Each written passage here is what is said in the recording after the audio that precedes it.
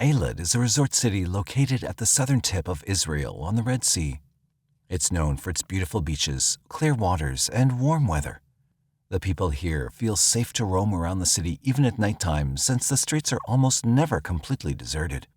And likely so, Eilat's crime rate remains relatively low. But this was not the case back in the early 2000s when a mother lost her daughter to this fancy town. On June 14, 2003, a 21-year-old girl named Margarita Levy, who'd completed her military service in Ashdod, Israel, relocated to Eilat in the south of Israel. The reason behind Margarita's move to the southern city was to work as a waitress and save enough funds to enroll herself in Hebrew University of Jerusalem to pursue nursing studies. Just a few days after moving to Eilat, on June 18th of the same year, Olga Levy, a resident of Ashdod and the mother of Margarita, reached out to the authorities in Eilat, telling them that she'd not been able to get in touch with her daughter for a few hours, and she was worried that something was wrong. Olga told the police that on Wednesday morning, June 18, 2003, Margarita had called her. Olga, who was already quite stressed about her work, expressed her concern about Margarita moving away from home and living on her own. Margarita tried to calm her down and said she was doing fine. Before hanging up, Margarita told her mother that she was going to a beach so she could relax a little. Olga, Margarita's mother, was busy with work and forgot to ask Margarita what beach she was going to. That was their last conversation. In the evening, Olga returned from work and called Margarita again, but this time her phone was switched off. Over the next few hours, Olga kept trying to contact her daughter, but she couldn't reach her. Following Olga's statement, the police department of Eilat launched a search for Margarita. The very next day, on June 19, 2003, somebody walking by noticed the body of a young woman in a park in the Ya'ilim neighborhood of the city. The woman's body was in a terrible state. She was lying face down on her stomach and didn't have a lot of clothes on.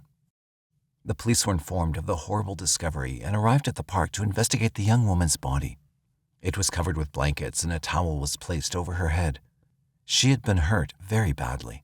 There were injuries on her head, face, and upper limbs, and a stab wound in the chest. Later that day, it was discovered that the body belonged to Margarita.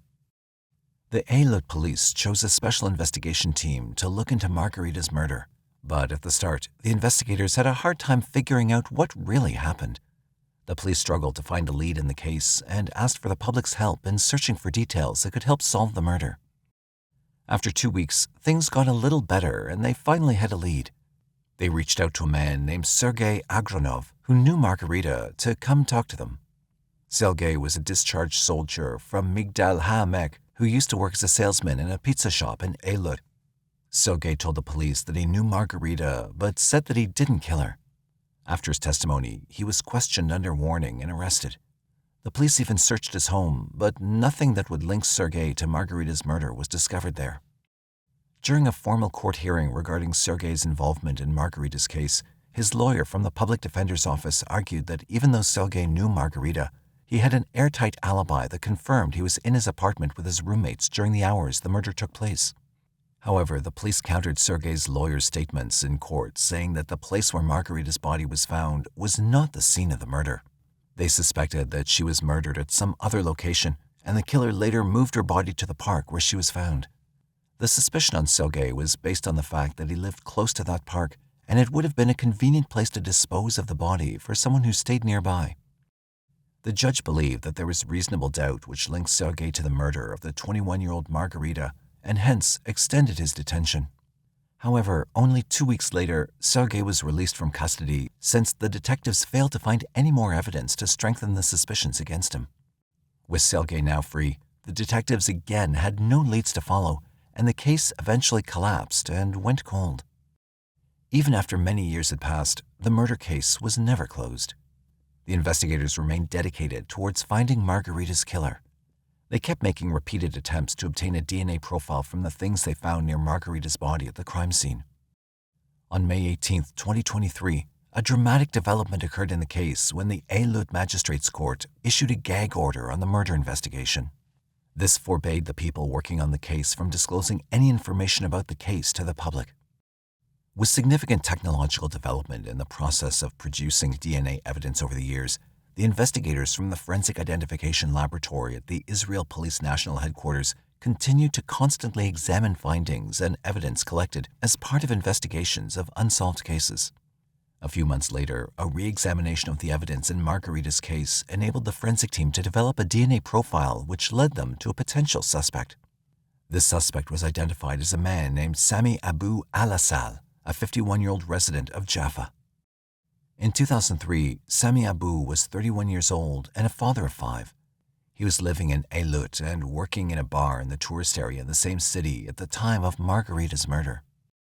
In light of the discovery and the dramatic development, the Eilut District Police continued to keep the investigation under wraps. During the investigation, the detectives began collecting evidence against Sami Abu to gain solid proof of his involvement in Margarita's murder. The police conducted a 10-month undercover investigation during which they learned that in July 2003, about a month and a half after the murder of Margarita Levy, Sami Abu had assaulted another woman in Eilut, for which he was arrested and convicted. Sami Abu spent 13 years behind bars for this crime, and hence his DNA was introduced into the system. The detectives cross-checked Sami Abu's DNA from the DNA database to the sample found on Margarita Levy's body and found that the two samples were a perfect match. With the suspicions and evidence against him finally confirmed, now 51-year-old Sami Abu al-Assal was arrested on May 14, 2023. Sami Abu al-Assal was charged with premeditated murder, aggravated murder, and sodomy. Sami Abu had abducted Margarita and taken her to an isolated spot where he assaulted her. Later, he tried to strangle Margarita and hit her in the face, head, and upper limbs. To be sure that she was dead, Sami Abu stabbed Margarita in the chest. Abu al-Assal wrapped Margarita's head in a towel, wrapped her body in blankets, and tied two electric cables around the blankets. The cables were tied in a way that would tighten the blankets around her body. Then he threw it in the meadow of a neighborhood park and fled the scene. The original suspect in Margarita's case, Sergei Agunov, was detained again for about 2 weeks because the police wanted to check the connection between him and Sami Abu al-Assal. After finding no connection between the two, it was clear that Sami Abu acted alone in the horrendous act, and Sergei was completely cleared of suspicion. Margarita's family was notified of the development in the investigation.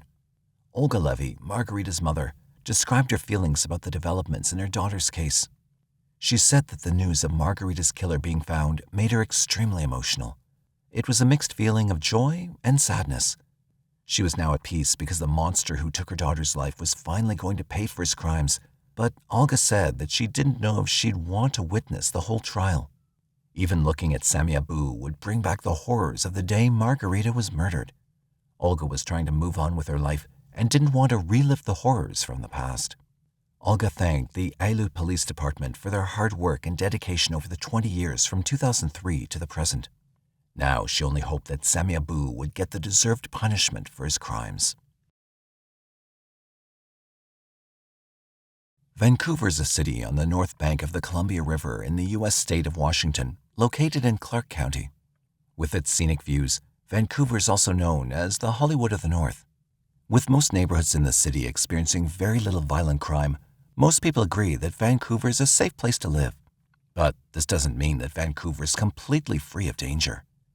This takes us back to a horrendous incident which took place in 1974. Martha Marie Morrison was born sometime in 1956 in Eugene, Oregon, USA. She grew up with her sister Reba, and the two girls got along pretty well. Since their mother was deaf, Martha spent hours becoming skilled in sign language so she could make her mother's life a little easier. For most of her childhood, Martha spent time in foster care while living in Lane County, Oregon, near Eugene. She attended Roosevelt High School in Portland and the Corvallis Farm School in Corvallis. Martha had a history of drug use and of running away from the homes of both her biological and foster families and the Corvallis Farm School as well. By 1974, Martha was a 17-year-old attractive girl with long brown hair and hazel eyes when she went to Arizona to participate in the Job Corps program. There, she met a boy who was also a student and moved to Portland with them in mid-1974. The boy was believed to be Martha's boyfriend and worked at the shipyards as a welder. Although the couple didn't fight a lot, on September 1, 1974, Martha had an argument with her boyfriend and stormed out of their apartment with a suitcase. Sadly, this would be the last time her boyfriend saw her alive. Martha never returned home. The next month, in 1974, there were reports of a foul smell lingering from Dole Valley, a densely wooded area of Vancouver in eastern Clark County. On October 12, 1974, a search party was formed to go check on the issue, and while on their way into the valley, the members of the search party discovered the remains of two women placed side by side. The authorities were called to investigate the scene. Because the bodies had simply been lying on the ground, nature and wildlife had taken its course on the bodies, which made it hard to determine the cause of death. However, the authorities presumed that both the women were murdered, and there was enough evidence for the detectives to rule the case as a homicide. The first body was immediately identified through dental records to be 18-year-old Carol Platt Valenzuela, who'd been reported missing on August 4th of that same year by her husband. Carol was last seen hitchhiking in Vancouver, Washington on August 2, 1974, and when she failed to return home that night as she was supposed to, her husband grew worried. For the next couple of days, he tried looking for her, but when he couldn't find her, he reported her missing to the authorities. Carol's husband was informed about the discovery and questioned as well, but after he passed a polygraph test on October 25, 1974, he was released. Carol left behind twins that were only 10 months old when she went missing. When it came to identifying the second body, all examinations were unsuccessful. However, this unidentified woman was originally estimated to be a 20 to 25-year-old female. The remains were sent to be examined by an anthropologist from the University of Washington. Examination indicated that the victims had been dead for at least 2 weeks prior to the time their bodies were discovered. Natural decomposition and animal activity had made it difficult to estimate the exact time or cause of death, however. Although the women could have been killed at different times, and there was a high possibility that they were not killed at the location they were found. In the months that followed the murder, forensic facial reconstructions were created of the unidentified victim from both frontal and profile views and released through a newspaper. But sadly, they went unrecognized by the public. The detectives even released details about the woman's physical description. They said that the unidentified woman had curly textured hair and dental hygiene problems. Even with such details listed, nobody stepped forward to claim or identify the body. An intense investigation was commenced to find the killer and identify the remains of the second woman found at the crime scene. However, all the efforts made by the detectives were in vain. No evidence or clue found at the crime scene could lead the detectives to the killer. Even serial killers such as Ted Bundy and Randall Woodfield were considered persons of interest in the murder case of these two women, but no evidence which could link them to the incident was established. A DNA sample of both the women was taken and preserved in the hope that it might come in handy to solve the case later. For several years, the forensic department, along with law enforcement, kept making attempts to identify the woman, but nothing seemed to be working. With no new developments for many years, the case became quite blurry and was eventually shelved. In 2007, an operations manager at the Clark County Medical Examiner's Office, Nikki Costa, discovered that the unidentified remains from the 1974 case had been mislabeled. Some of the bone fragments of the unidentified woman had been labeled with Carol Platt Valenzuela's name on them, who was the girl whose body was found next to the unidentified woman. Somebody had written CCC for Clark County Coroner and the case number 1974-0314 on the remains, and that was Carol's case number. One tiny mistake that took decades to unravel. It was believed to be a clerical error, but it cost them decades of hard work, as all this time they'd been trying to identify the woman with incorrect evidence. In 2010, a woman named Reba Morrison, along with her half-brother, started to look into what happened to her sister Martha Morrison, who left her Portland apartment on September 1, 1974, and never returned. Reba remembered that her family had filed a missing persons report for Martha, and when she went to take another look into that report, she was met with disappointment. Reba discovered that there was no such record of a missing person report that had been made in 1974, and as it turned out, nobody had ever reported Martha's disappearance to the authorities. In 2012, the remains of the still unidentified woman were sent to the Bobby Cell Mark Forensics in Lorton, Virginia for DNA analysis, and finally, when a DNA profile was developed, it was entered into the DNA database. In 2013, upon learning about Reba and her missing sister Martha, the detectives connected with her to look into the possibility that the unidentified remains could be of Martha Morrison. The detectives were able to collect DNA samples from Reba and her half-brother, which were then optimistically sent to the University of North Texas with the hopes of getting answers. Once there, the samples collected from Reba and her half-brother were used to develop a genetic profile and compared with potential matches. When the samples were compared to the currently unidentified remains, some similarities were noted, yet a definite match was still not established. Both Martha and the unidentified victim were eventually entered into the National Missing and Unidentified Persons System, which specializes in locating missing people and identifying human remains.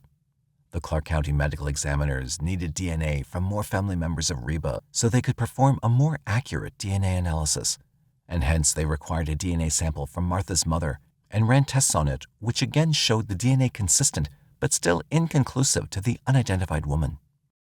After previous unsuccessful testing, forensic examiners wanted to test one more family member, Martha's father. But since he'd already passed away, the National Center for Missing and Exploited Children stated that they'd pay for an exhumation of Martha's father in order to retrieve DNA and compare it with the unidentified remains. In 2015, the result of this last test confirmed that the remains were those of Martha Morrison. Since then, Washington State Police started to look at evidence from cases of suspected serial killers in the hopes of connecting them to Martha and Carol's murders. As the detectives were going through the evidence, they came across the DNA sample of an unidentified woman found on the grip of an air pistol, which belonged to a serial killer. In 2017, the detectives hit a bullseye when this DNA sample turned out to be an exact match to Martha Morrison's.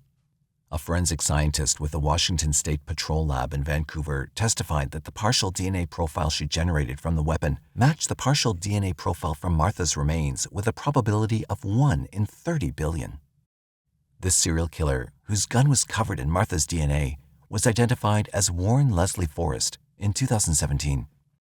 Warren was already serving a life sentence for the 1974 murder of 20-year-old Krista Blake, who was last seen climbing into his Ford Blue Econoline cargo van near downtown Vancouver on July 11, 1974. Warren was arrested for Krista's murder on October 2, 1974, which was just 10 days before Martha and Carol's bodies were discovered in Dole Valley. Investigators continued to look into Warren's past to find any further evidence that could strengthen their case against him. When Warren was finally confronted about this allegation, he denied killing Martha and Carol. However, when a forensic scientist from the Washington State Patrol Lab in Vancouver testified that the partial DNA profile she generated from the weapon matched the partial DNA profile from Martha's remains with a probability of 1 in 30 billion, Warren was charged with Martha Morrison's murder. With this new evidence, prosecutors filed a new murder conviction against Warren in 2019 while he would still remain in prison serving a sentence for the other homicides. Warren's trial began in January 2023 and was attended by more than 30 witnesses who testified against him. Family members of Warren's other victims included 16-year-old Jamie Grissom, 14-year-old Diane Gilchrist, and the other 6 girls and women suspected to have died at Warren's hands attended the trial as well. Prosecutors aimed to demonstrate the now 74-year-old Warren's pattern of abducting, abusing, and leaving women dead in the early 1970s, and for this they brought Norma Jean Lewis to the stand. Norma Jean Lewis, who was another of Warren's victims, was only 15 when she survived her abduction and assault in the same year Martha went missing. Norma managed to crawl out to a road for help after Warren had bound her to a tree and left her for dead back in 1974. Norma attended Warren's trial in 2023 and testified in court that Warren approached her right after she left for work at the Oregon Environmental Council to walk to her next volunteer assignment. Warren came up to her and asked if she was available for a modeling gig. Warren was quite convincing, and so Norma agreed and hopped into Warren's blue van. He then drove her to Washington Park in Portland, where he allegedly attacked her with a knife and tried to strangle her. After binding her in his trunk and shooting her multiple times with an air pistol, which was used as evidence in Martha's case, Norma told the court that Warren led her out of the car with a noose around her neck. He then strangled her to unconsciousness, covered her with logs, and left her for dead. Warren was never charged with the crimes he committed against Norma. Norma said that she only wanted answers for those families that still didn't know what had happened to their loved ones. The parents of so many of those young girls that Warren murdered died without knowing what happened to their daughters.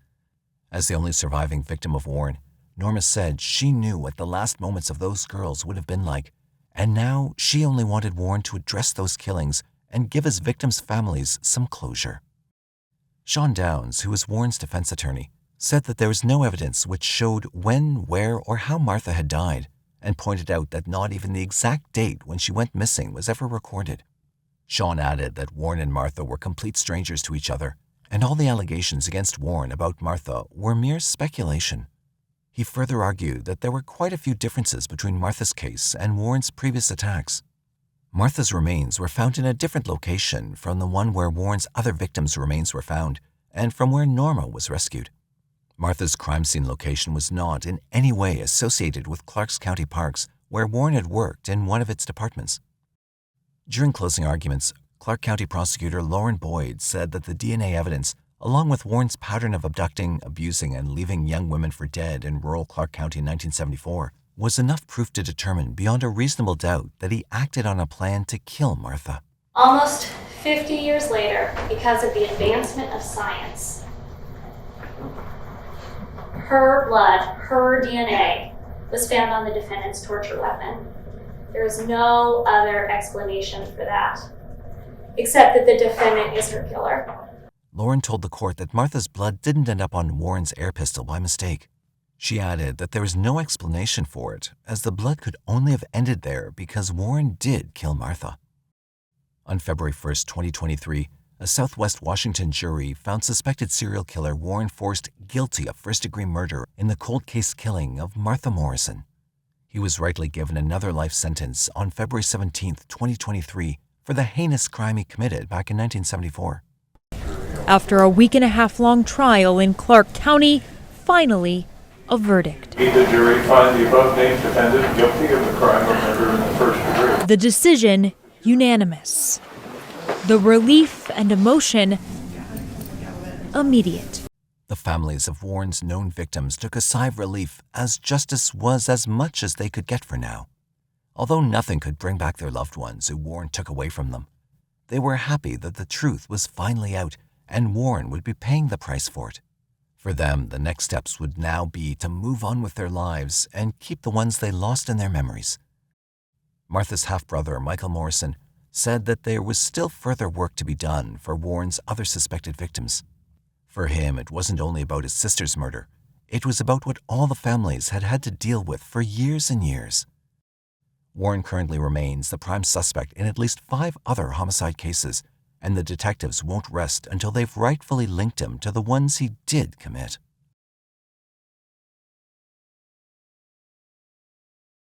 It was February 19th, 1993.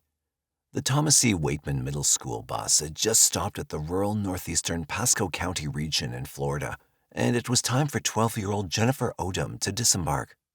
After a day filled with both exhaustion and enjoyment at school, she prepared to head home at a regular time of 3 p.m. However, little did she know that the 200-yard walk from the bus stop to her home would change her whole life in the blink of an eye. That fateful day was the last time Jennifer was seen before she mysteriously vanished without a trace. What could have happened to the 12-year-old? Was it a case of kidnapping or something more horrifying? Pasco County is located in the sunny state of Florida. It's a diverse region known for its mix of urban developments and rural landscapes. Nestled within this county are expansive rural areas characterized by vast open spaces, picturesque farmlands, and serene countryside. These rural parts of Pasco County offer a peaceful escape from the hustle and bustle of city life, where nature thrives and community ties are strong. And even with the tight-knit social bonds in the community, Jennifer Odom disappeared unexpectedly. On top of that, in the middle of the day.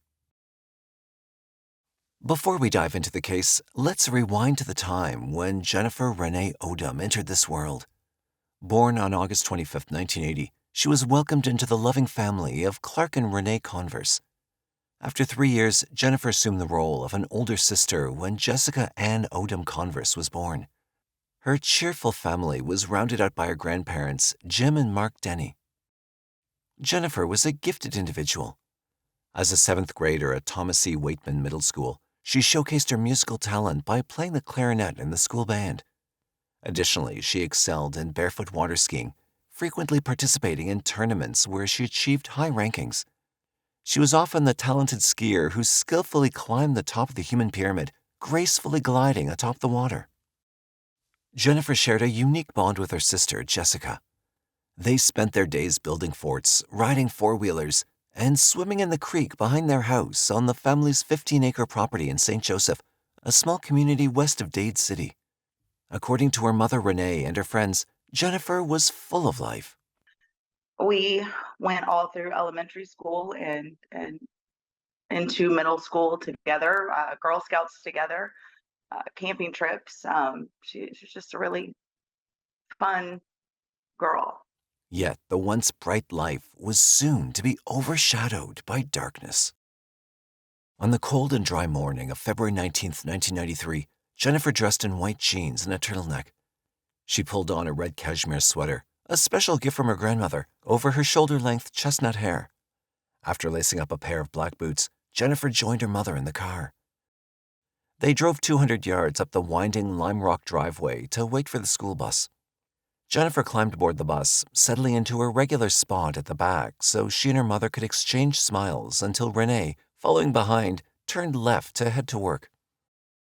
Around 4 p.m., Jennifer's 9-year-old sister Jessica arrived home on a separate bus and found herself unable to enter the house. Assuming her older sister was playing a prank, something they often did, she walked down the road to their grandmother's house to retrieve a spare key. Upon returning, she realized that Jennifer was nowhere to be found. Confused and growing increasingly panicked, she called her mother, who was at work, to inform her about her missing sister. Around 5 p.m., Jennifer's parents returned home and started reaching out to friends, hoping someone might have information about her whereabouts. Upon learning that she'd been last seen walking towards home, they promptly informed local authorities about their daughter's disappearance. Within hours, deputies initiated a widespread search with the assistance of around 400 volunteers who tirelessly combed approximately 60 square miles of countryside. Despite their efforts, there were no signs of Jennifer on the first day. Consequently, the search swiftly transitioned into a full-fledged investigation. The police contacted Jennifer's friends who were on the bus with her. Some remembered seeing an old light blue pickup near Jennifer's bus stop that day, but nobody noticed anything else. At this point, it became increasingly evident that Jennifer had been abducted. The pressing question now was who could have done such a thing? But before that, as the 48-hour search window was closing in, the situation became increasingly horrifying for the Converse household. The search continued, and 6 days later, on February 25, 1993, a devastating revelation shook Jennifer's family to the core. A couple stumbled upon Jennifer's lifeless body near a horse trail off Powell Road, south of Brooksville, nestled among a group of pine trees in an orange grove. This location was roughly 10 miles away from where she disappeared. This is not only a nightmare for any parent. I mean, as Mr. Lonco said, I have 6 grandchildren myself, 3 girls and 3 boys and 2 daughters. This isn't a parent's nightmare. This is a community nightmare. This is law enforcement's worst nightmare, to have an abduction of a child and then everything that follows. Jennifer's body bore signs of assault, and she was discovered without her clothes. Additionally, her backpack, jacket, and clarinet case were all absent. The body was taken to the mortuary, where an autopsy revealed the cause of death was blunt force trauma to the head, confirming that she'd also been assaulted. Jennifer was now found, however, in a condition that her parents could never have imagined in their worst nightmares. I'll never be better. I'll never be who I was. Sadly, the case remained unsolved, marking the beginning of a complex and intricate investigation that was soon to become one of the enduring cases in the area. The Jennifer Odom case deeply affected the police force, and as time passed, solving it became increasingly challenging, leading to a sense of diminishing hope. Hernando County Sheriff's Major G.Z. Smith, who supervised the investigation during its initial stages and is now retired, expressed in 1994 that investigators were baffled. He mentioned a strong likelihood that the crime might remain unsolved. What's even worse, he stated at the time, is that, if we solve it, it may take another crime to do it. The news was heart-wrenching not only for the family, but also for the close-knit community, realizing that such a heinous crime might go unpunished. However, a year later, in 1995, there was a glimmer of hope. On January 5, 1995, a couple searching for scrap metal in Hernando County stumbled upon a book bag and clarinet case in a rural area. Both items matched the description of the belongings Jennifer had been carrying at the time of her disappearance, and they were believed to be hers. The couple opened the bag and discovered a textbook with her name inside. Police later confirmed that the fingerprints found on the items within the bag indeed matched those of Jennifer. Remarkably, these items were found 30 miles from her home and 18 miles from where her body had been located almost 2 years earlier. Investigators strongly suspected that Jennifer's abductor was familiar with the area, given the speed at which they were able to escape the abduction site and dispose of her body. Moreover, the location where her missing backpack and clarinet case were found was extremely rural, indicating it was not a place someone would accidentally stumble upon. With Jennifer's belongings discovered, the police held hope that the case might finally see a breakthrough after 2 years of relentless struggle. While it didn't lead to an immediate breakthrough, the find was considered a significant advancement in the investigation. Over the following years, investigators meticulously gathered around 1,000 pieces of evidence, pursued thousands of leads, and conducted hundreds of interviews in an effort to uncover Jennifer's killer. They explored various methods to generate new leads, including billboards and offering a $20,000 reward. They even featured the case on NBC's Unsolved Mysteries to garner public attention. In 2007, members of Hernando County Crime Stoppers distributed special playing cards to inmates at the Hernando County Detention Center. Each card highlighted a different unsolved case from around the state and provided a hotline number for tips. Jennifer's case was represented by the Queen of Diamonds, featuring 2 color photos, in hopes of encouraging any potential leads or information. They persisted in their search for the mysterious blue vehicle that was reportedly seen by Jennifer's friend on the day of her abduction. Despite their efforts, no relevant information was uncovered, leaving a crucial piece of the puzzle still missing. Many of the clues and leads led investigators to dead ends, leaving the case shrouded in mystery and frustration. 12 years had elapsed since Jennifer's murder, and the case remained unsolved. Despite the investigators' unwavering dedication, no breakthroughs had been achieved. However, a small ray of hope started to emerge with a different case, rekindling the possibility of finding answers once again. About 13 months before Jennifer was tragically discovered, Pasco County Sheriff detectives initiated an investigation into the assault of a 17-year-old girl enrolled in Land O'Lakes High School's special education program. However, her name wasn't mentioned. She was found in a pool of blood behind an abandoned house south of Massareek Town, sparking a separate but equally troubling case for law enforcement. On January 16, 1992, similar to the case of Jennifer Odom, this girl was ruthlessly attacked after getting off the bus from school.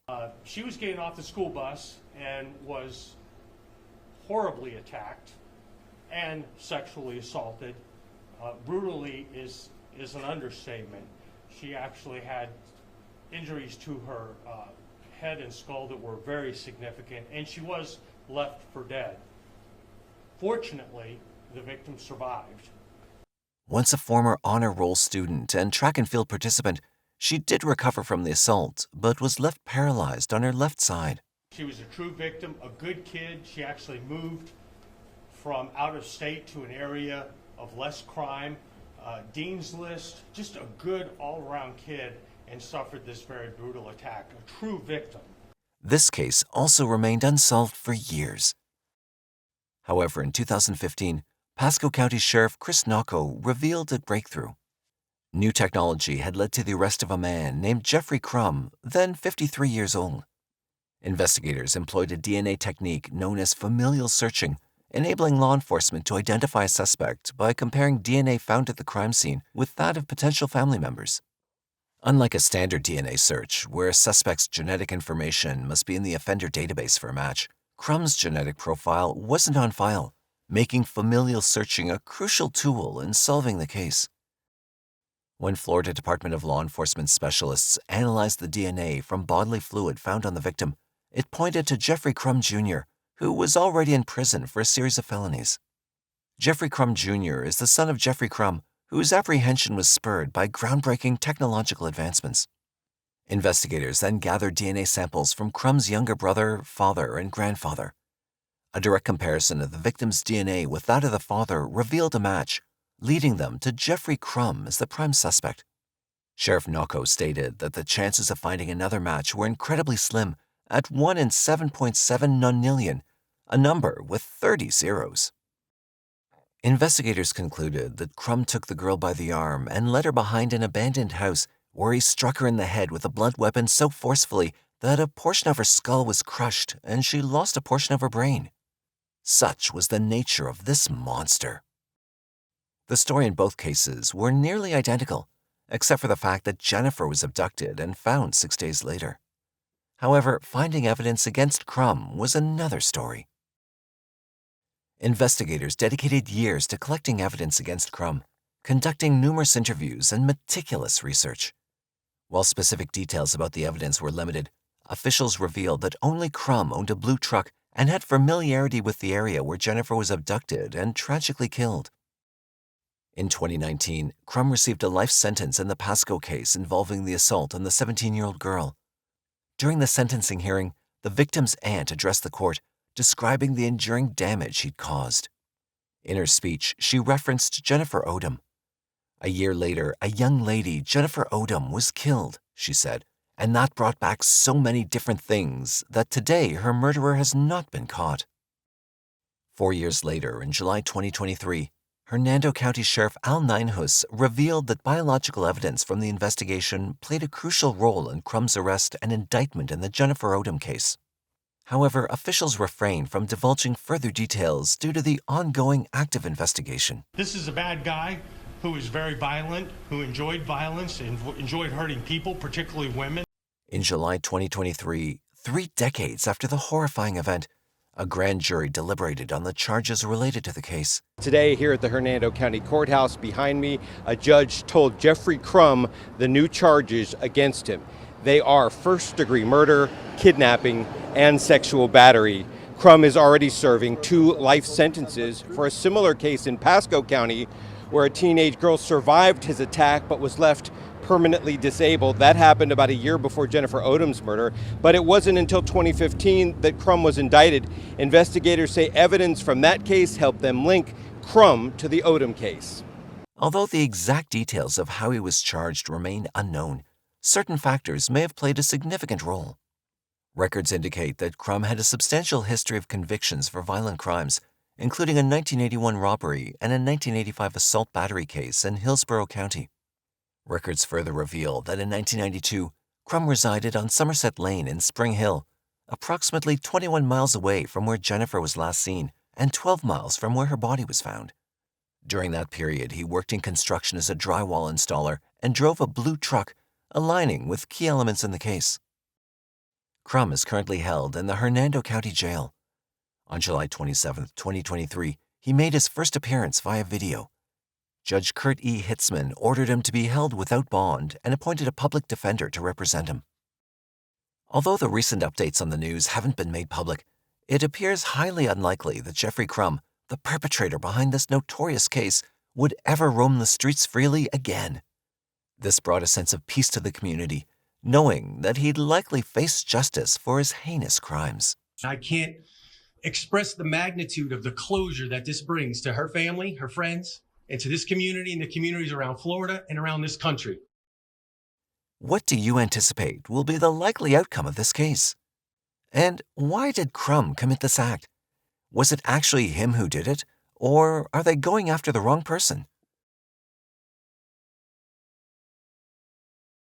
Yonkers is a city on the Hudson River in Westchester County, New York. Apart from its breathtaking views, Yonkers offers a terrific lifestyle for families, young professionals, and for senior citizens as well. Talking about the safety in Yonkers, it's considered the 2nd safest city in the U.S. The chances of a person falling victim to a violent crime in Yonkers are low, but in contrast to this, one of the most horrifying crimes took place here in 2012, which left the whole city in shock. Pamela Graddick was born on February 27, 1986, in the United States. Although not much is known about her childhood, it is known that she grew up with her siblings Asia and Tawana, and brothers Brian and Bernard. During her teens and early adulthood, Pamela was known as a kind, loving, and friendly person. And by 2012, when Pamela was 26 years old, She was working as a teacher's assistant in New York. On the night of Saturday, August 11, 2012, Pamela finished shopping with some of her friends and returned to her apartment at Morris Avenue in Yonkers, which she shared with her 31-year-old girlfriend, Wanda Vickie, and Wanda's children. Wanda had to leave the town for some work that weekend and promised to see Pamela on Monday when she'd be back. Sadly, that day never came. When Wanda returned home on Monday, August 13, 2012, she didn't find Pamela at home. She called in to check if Pamela was at work, but Pamela's colleagues said that she'd never showed up. Wanda found this a little odd since Pamela had left behind many of her belongings at the apartment, which she always took with her. Wanda called Pamela's family and told them about the incident. When Pamela's family found out about the whole situation, they grew worried as well. It wasn't like Pamela to miss work. She loved her job. And on August 14, 2012, when Pamela again didn't show up for work, her family reported her missing to the New York City police. The NYPD immediately began a search for Pamela, but days went by and there was still no trace of her anywhere. On September 4, 2012, officers from the Yonkers Police Department responded to a 911 call at about 5:35 p.m. The caller informed them that there was a very suspicious package lying in the woods. When the detectives arrived at the scene, they found a severely decomposed human body which had been wrapped in a large black garbage bag. Detectives partnered with the department's major case squad and crime scene unit who took over the investigation. They were able to identify the victim as Pamela Graddick. Through a forensic examination of the body, investigators concluded that Pamela had been shot twice in the head. They'd also suspected that even though Pamela's body was found in a remote corner of Yonkers, she could have been killed at a location outside of Yonkers and dumped in the woods in an attempt to conceal the crime. The detectives broke the news to Pamela's family and Wanda, Pamela's girlfriend. Upon finding out that their beloved Pamela had been murdered so brutally, the family was in deep pain. As they grieved their loss, the detectives focused on finding Pamela's killer. Asia, Pamela's older sister, was 31 at the time her sister was murdered. She and Pamela shared a unique bond and were practically best friends. Losing Pamela in such a tragic way took a severe toll on Asia. It wasn't making any sense to her. According to her and Tawana, Pamela's other sister, Pamela was a likable person and didn't have any enemies. They couldn't understand why someone would want to hurt Pamela.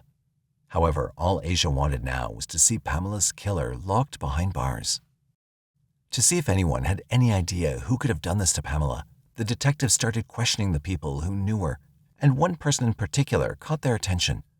Wanda, Pamela's then-girlfriend, behaved quite oddly when she was being questioned.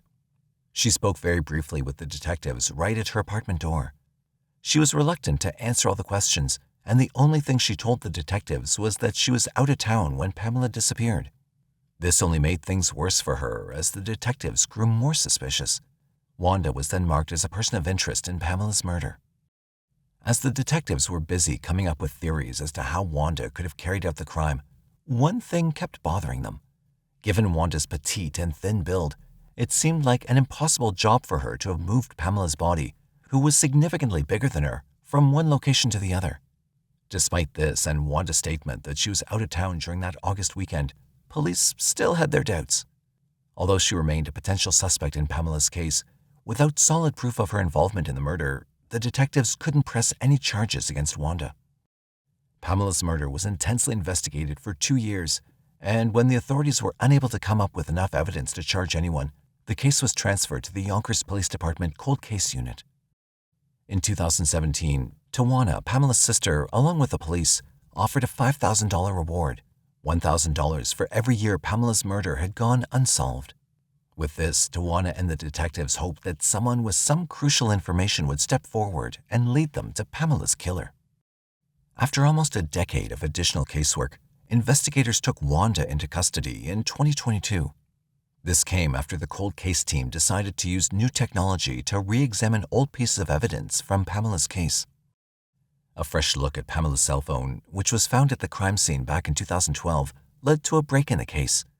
The detectives said that the data recovered from the cell phone cast a doubt on Wanda's alibi, and hence her claim that she was out of town on the weekend Pamela disappeared was determined to be false. Further, when Wanda agreed to answer a fresh round of questions on January 24, 2022, during a lengthy interview with detectives, she herself confessed to murdering Pamela. Before being formally charged, Wanda wrote letters to her children and Pamela's family, telling them the whole truth about Pamela's murder. Wanda said that she and Pamela had been going through a rough patch and they had some ongoing domestic issues. When things got extremely heated between the couple, Wanda shot and killed Pamela on August 12, 2012, inside the Bronx apartment they shared. The detectives also found out that Wanda had a helping hand. A 30-year-old man named Torres was arrested on January 25, 2022, when Wanda told the police that Torres got her the murder weapon and helped her in moving Pamela's body from the apartment to the woods. Torres was only 20 years old when he assisted Wanda in the murder. In the death of Pamela Graddick, Wanda Vickie was indicted by a Westchester County grand jury for murder in the second degree and tampering with physical evidence, both felonies. Torres was indicted for criminal facilitation in the second degree, hindering prosecution in the first degree, and tampering with physical evidence, all felonies. Wanda was arraigned on March 1, 2022, and Torres was arraigned on March 8, 2022, in Yonkers Criminal Court and remanded to Westchester County Jail to await their next court appearance. Beginning in 2023, Pamela's case was presented before Judge Ann Minahan in Westchester County Court, and it was prosecuted by the Cold Case Bureau Chief Laura Murphy. On Thursday, June 15, 2023, Wanda Vickie was handed a sentence of 20 years to life in the murder of her girlfriend, Pamela Graddick. Tawana, Pamela's sister, was present in the court during the sentencing. Even though she'd found some peace now that Pamela's killer had been identified, she didn't hesitate to express her true feelings about Wanda to her. This is a dress that belonged to my sister when she was younger, probably about a year and some change. And this is all I have that belonged to my sister. My sister shared a life, shared an apartment with Wanda, and Wanda, being the disgusting person that she is, threw away all of her things, all of the clothes, all of the shoes, all of the items that belonged to my sister, just like she did her body, like garbage. You are trash. I've gone to the place where you left her. That was calculated. You cannot accidentally find that spot. And to hear these words, how do you accidentally shoot someone? You had the gun in your hand and it accidentally went off. You accidentally put the safety off. You accidentally pulled the trigger, and you accidentally aimed it at the back of her head while she was sleeping. The Yonkers Police Department took pride in bringing justice for Pamela after all these years. They said that the passage of time only reinforced their commitment to solving such heinous crimes. The department promised to keep working on other cold cases so they could bring a form of justice and closure to the victims and their families. In Iowa, United States, Cedar Rapids stands as the second largest city in the state, serving as the county seat of Lynn County. With a population of over 135,000 people, Cedar Rapids is a bustling and vibrant city. It's here that the story of Dennis Lee First unfolded. Dennis was born on September 11, 1942, to Millard and Elvera First. While details about his early life remain scarce, it is known that he married Christine Griffin on June 17, 1962, at the age of 19. Together, they welcomed 2 children, a son named Brad, who was born in 1963, and a daughter named Laura, born in 1965. During the 1970s, the couple resided in Olin, Jones County, where Dennis worked as a purchasing agent at a Monticello steel company. However, their marriage came to an end in 1981, with the reasons for their divorce remaining unclear. Following this, Dennis moved to Cedar Rapids. His life took a downward spiral from there. As if a dark cloud had descended, Dennis found himself entangled in a series of legal troubles. From May 1990 onwards, Dennis was arrested multiple times for charges of stealing from local businesses and for drunk driving. He was also accused of threatening a man from whom he rented a room. Things took a further turn for the worse when his son was killed in a car accident in 1993. Eventually, Dennis lost touch with his daughter, ex-wife, and other relatives. Despite his struggles, Dennis retained a spark of humanity.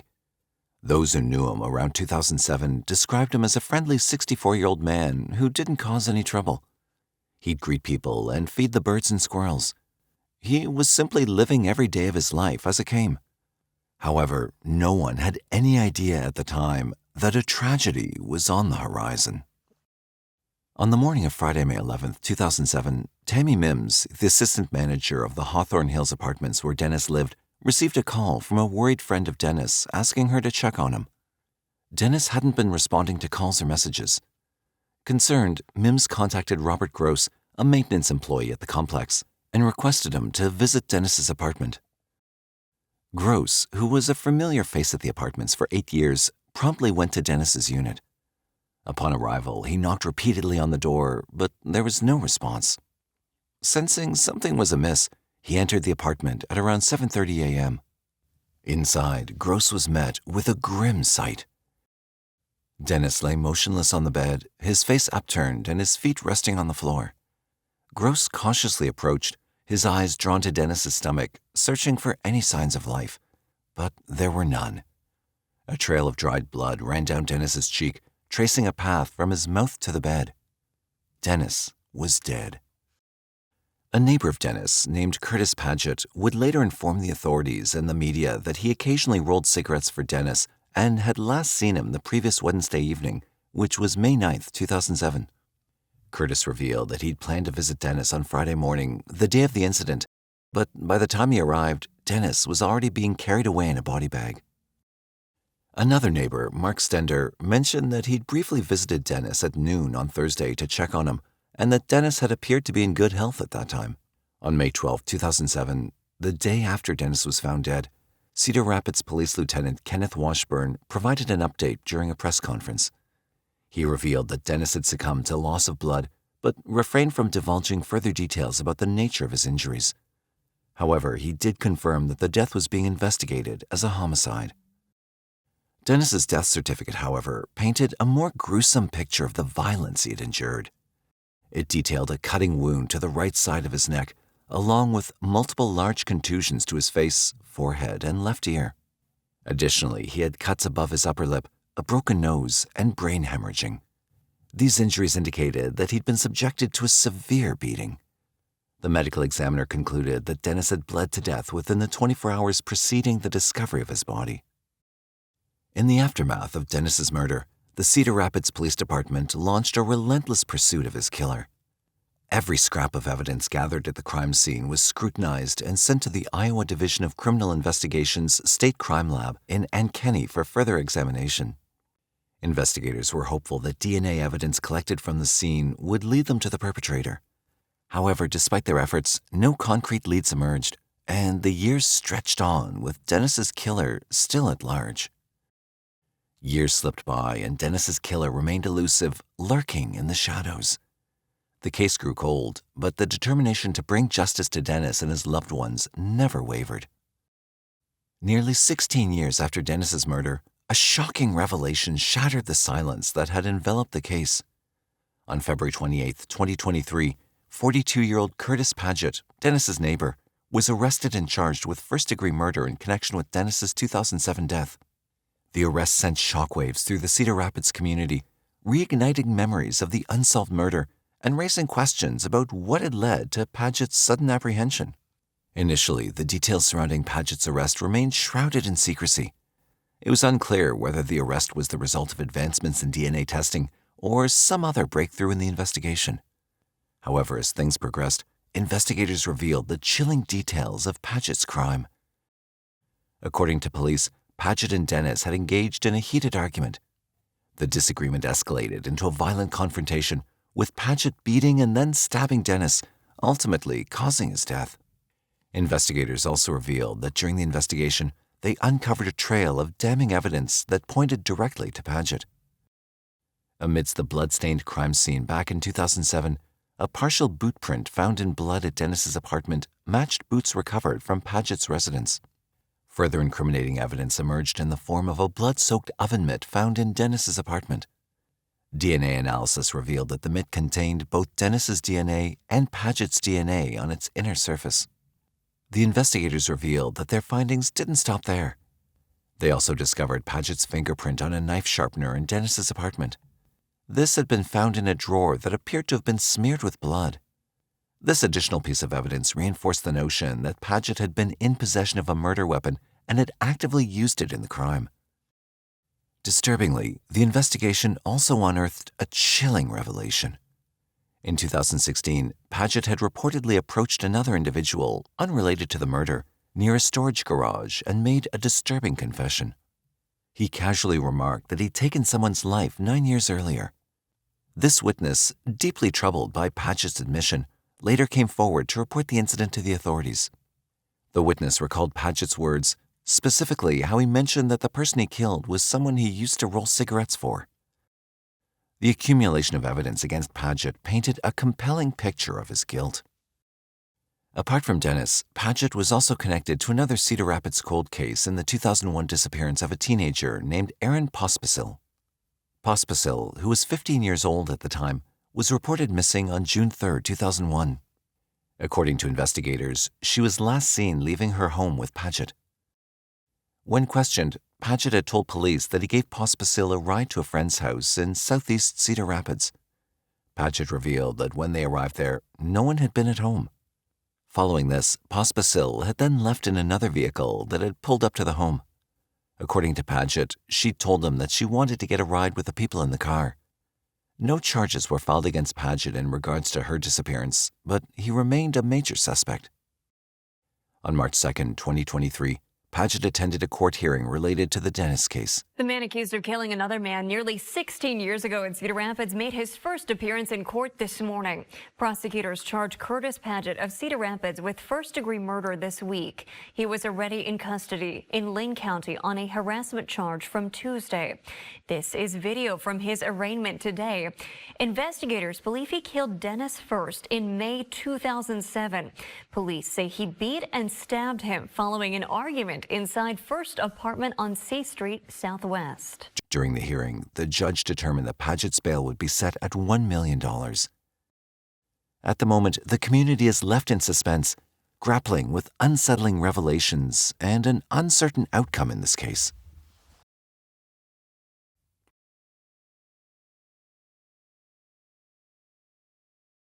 Provincetown is a small coastal resort town in Massachusetts, USA, with a population of about 3,000 people. It's known for its beaches, harbor, artists, tourist industry, and is a popular vacation destination for the LGBTQ+ community. On July 26, 1974, a 12-year-old girl following a barking dog made a gruesome discovery. She found the decomposing body of an unidentified woman in the Race Point Dunes. The body was lying face down on half of a beach blanket, just yards away from a road. She had long auburn or red hair pulled back into a ponytail by a gold-flecked elastic band. A blue bandana and a pair of Wrangler jeans were also found under her head. Her toenails were painted pink. There was no sign of a struggle, but the woman was nearly decapitated. One side of her head was discovered to have been crushed, likely with a military-type entrenching tool. This head injury was determined to be the cause of death. When the police arrived on the scene, they were baffled. Who was this woman? How had she ended up here? And who had killed her? 2 sets of footprints led to the body, and tire tracks were found 50 yards from the scene. The police theorized that the woman had either known her killer or had been asleep when she was killed. The police were able to determine that the woman was approximately 5 feet 6 inches tall, weighed 66 kilograms, and had an athletic build. She was also between the ages of 25 and 40 years old. She had expensive dental work, including crowns, worth between $5,000 and $10,000. However, several of her teeth had been removed. Both of her hands and one forearm were also missing. Some investigators believed at the time that the killer removed these body parts in an attempt to hide either the victim's identity or their own. Since the victim's face was crushed and decomposed and her hands were missing, there was no way to identify her using fingerprints. The police were also unable to find any identification on her body or in her clothing. This lack of evidence made the case even more challenging for investigators. Dr. Stanley M. Schwartz, head of diagnosis at the Tufts University Dental School and the state dental forensic examiner, was tasked with piecing together the murder victim's skull and teeth. He reconstructed the teeth, jaw, and skull, and Dr. Clyde Snow, a renowned forensic anthropologist for the Civil Air Medical Institute of the Federal Aviation Administration, created a clay model of the woman's features. Photographs of the model and artists' renderings of the sculpture were circulated worldwide in a desperate attempt to generate leads. Authorities also published articles about the case in dental journals and police and detective magazines, and contacted thousands of dentists in an effort to locate the one who had done the expensive dental work.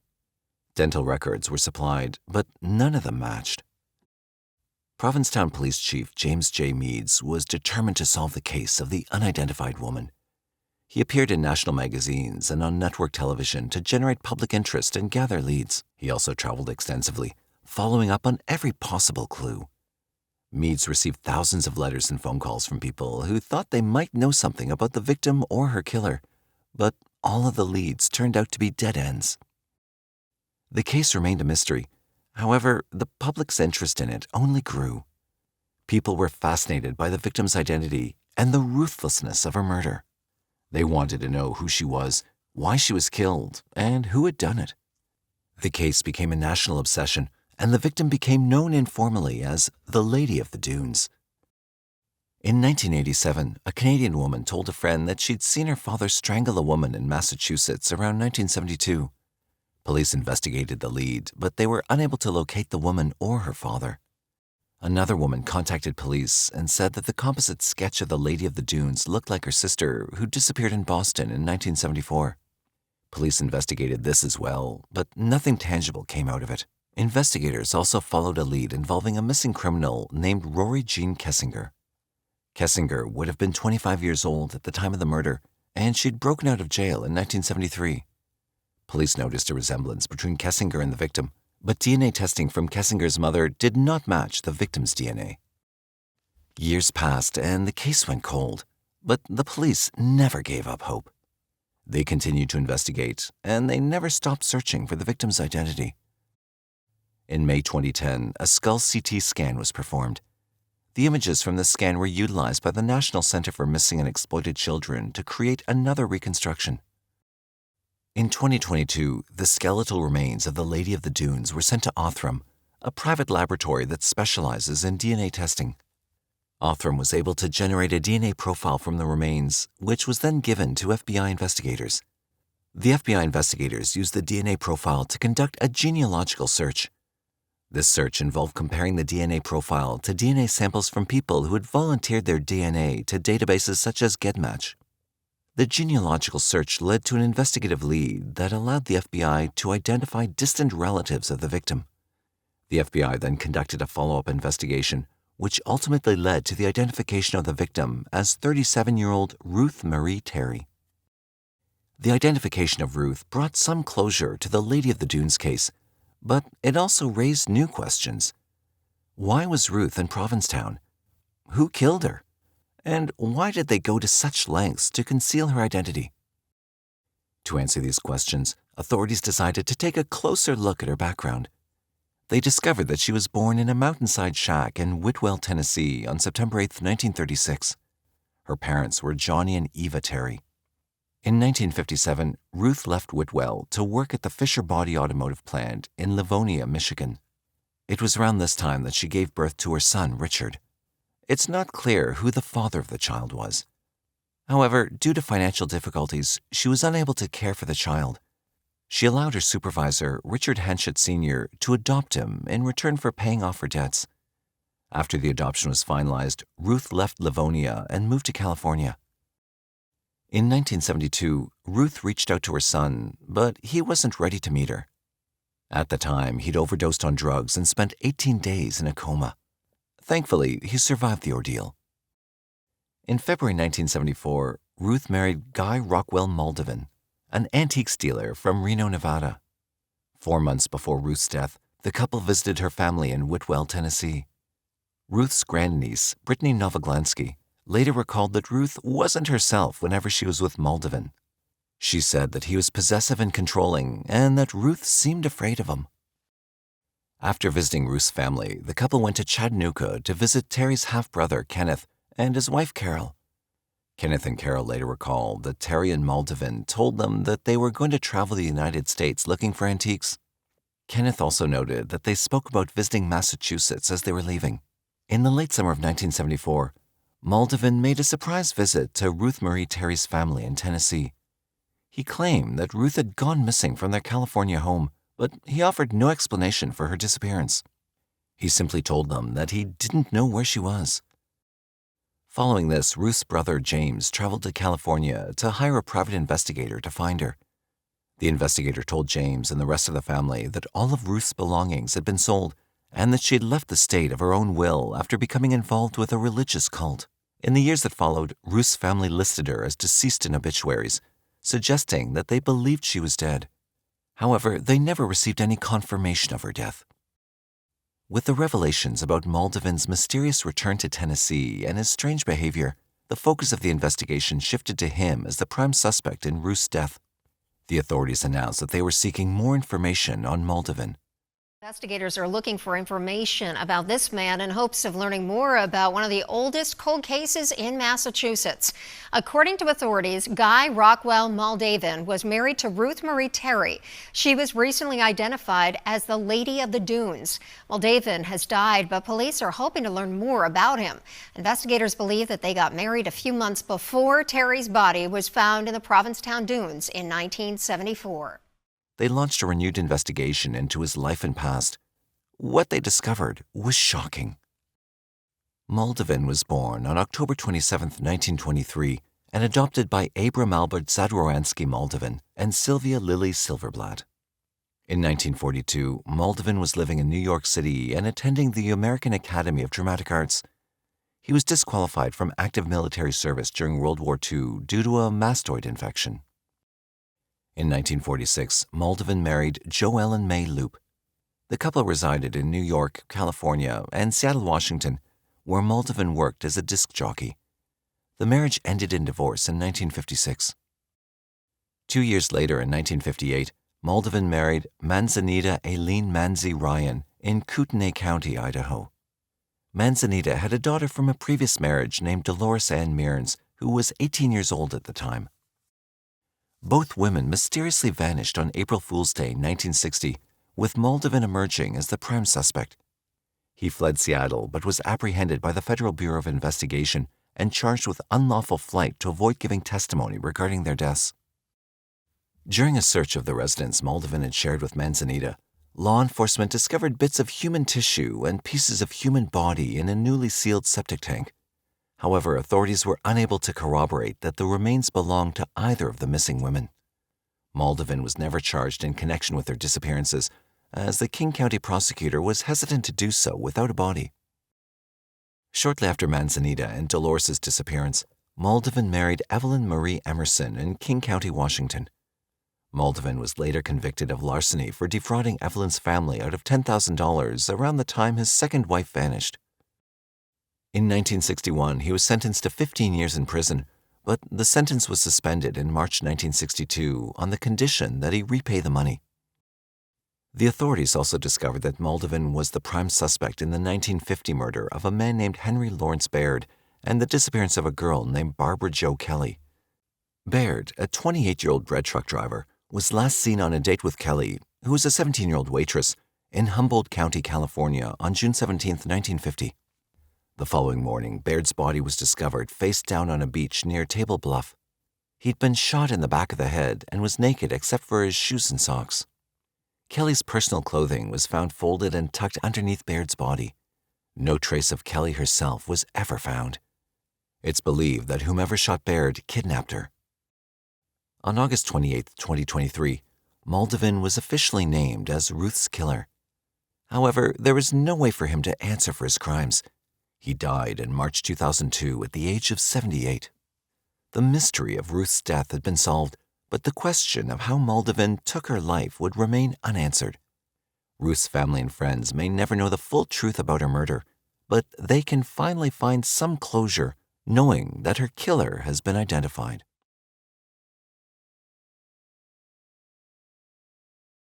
On the morning of February 3, 1996, officers from the Orange County Sheriff's Office responded to the Little Champ convenience store on Clarcona Ocoee Drive in Orlando, Florida. They were dispatched to the store when someone reported that the lights were out and the store was locked, which was highly unusual. Upon gaining entrance, the deputies were confronted with a ghastly sight. Inside the store's bathroom, they discovered the lifeless body of 31-year-old Terrance Paquette, the store manager and the sole employee scheduled to work that fateful morning. Terrance had fallen victim to a fatal stabbing, with the perpetrator leaving behind the grim evidence of bloodshed. As the officers surveyed the crime scene, a few puzzling questions hung in the air. Who would commit such a heinous act? Was it a botched robbery or a premeditated murder? Located in Orange County, Florida, Orlando, one of the most populous cities in the state, is often referred to as the City Beautiful.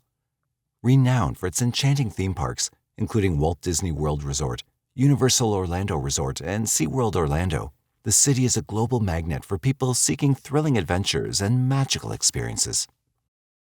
Beyond its iconic attractions, Orlando boasts a diverse cultural scene, with museums, theaters, and art galleries catering to various tastes. This is where dreams come true, not only for the millions of tourists who visit each year, but also for the over 300,000 residents who call it home. It was a perfect place for Terrance Paquette to settle down, but he had no idea that in 1996, the city would become the haunting backdrop for his tragic death. Originally hailing from New Hampshire, Terrance Paquette relocated to Orlando sometime in the early 1990s. He secured employment at the Little Champ convenience store, situated at 4510 Clarcona Ocoee Road. Known for his strong work ethic, Terrance dedicated himself tirelessly to his job, putting in a grueling 60 hours a week. His dedication and commitment paid off as he gradually climbed the ranks to eventually become the store manager. He also settled down in an apartment nearby to the store. Although he didn't have a large circle of associates, those who knew him held him in high regard. Yet no one around him could have ever foreseen the tragic turn that his life would soon take. On February 3, 1996, at precisely 7:12 a.m., Orange County Sheriff's Office uniformed patrol deputies received a call regarding the Little Champ convenience store. A local man named Herbert H. Sully had made the call after making a rather unsettling discovery. Sully reported that he'd driven past the Little Champ store around 6:55 a.m., as was his routine, only to notice that the interior lights of the store were out. This was highly unusual, as the store was typically open at that hour. As he continued to observe, Sully also noticed a white car parked in the store's parking lot, but there was no sign of any individuals present. With curiosity getting the better of him, Sully decided to turn his vehicle around and park next to the white car. He approached the store's windows, peering inside, but there was no sight of the store clerk or anyone else within the store. He then attempted to open both entrance doors, but to his surprise, they were securely locked. Perplexed and concerned, he eventually left the scene and continued with his morning routine, driving to the Rosemont Country Club. Once he arrived at the country club, Sully made the decision to contact the police and report the incident. Deputy Candace Davis from the Orange County Sheriff's Office was the first to arrive on the scene. In the parking lot, she encountered two men, Max Parker and Hilliard Kelly, both employees of Armored Car Services. The men were at the Little Champ convenience store to pick up the cash deposit from the business, but they had also discovered that the door was locked. Recognizing the gravity of the situation, Deputy Davis promptly called for backup, and both Sergeant Lynn Benke and Corporal Bruce Sorensen joined her at the scene. Together, the officers assessed the locked entrance, noticing a small amount of blood on the exterior lock assembly, which heightened their concern. Deputy Davis attempted to have the Orange County Sheriff's Office call the store's phones, but received no answer. However, they did uncover one crucial detail. The white Honda in the parking lot belonged to the store manager, Terrance Paquette. The sheriff's office also called Terrance Paquette's residence, yet once again, there was no answer. Amidst the unfolding events, Fred Arnett, another employee of the Little Champ who resided in the general vicinity, happened to be driving past the store. He was struck by the significant police presence at the location and decided to stop and inquire about the situation at his workplace. Through their conversation with Arnett, the officers gleaned crucial information. Arnett had been the one to close the store the previous night of February 2, 1996, and he revealed that it was Terrance Paquette who was scheduled to open the store at 6 a.m. the following morning. Further cooperating with police, Arnett also provided them with the keys to access the store. Once inside, officers noticed blood in different places in the store, with the trail eventually leading them to the men's bathroom. What they found within that bathroom was like a scene ripped from the pages of a horror novel. On the bathroom floor, Terrance Paquette was lying in a pool of blood with what appeared to be multiple stab wounds covering his body. They checked for a pulse but found none. Sadly, Terrance was long gone. While Terrance's body was sent for a post-mortem, the deputies turned their attention to the crime scene. Meanwhile, homicide detective Cameron Weir arrived at the scene as the lead detective for what had now become a murder case. Detectives believed that Terrance followed his daily morning routine, typically arriving at the store between 5 a.m. and 6 a.m., as the store's alarm was deactivated at 5:39 a.m. It was likely that he was murdered within an hour of his arrival. Crime scene investigators discovered several bloodstains throughout the store, in addition to the substantial amount of blood found in the men's bathroom. This led the detectives to suspect that the perpetrator may have injured himself during the violent attack. Blood samples were carefully collected and sent for further testing. Initially, the stabbing had given the investigators the impression of a crime of passion, but this theory was dismissed as they delved deeper into the case. Approximately $1,000 had been stolen from the safe located beneath the cash register. It became evident that this was a robbery gone wrong.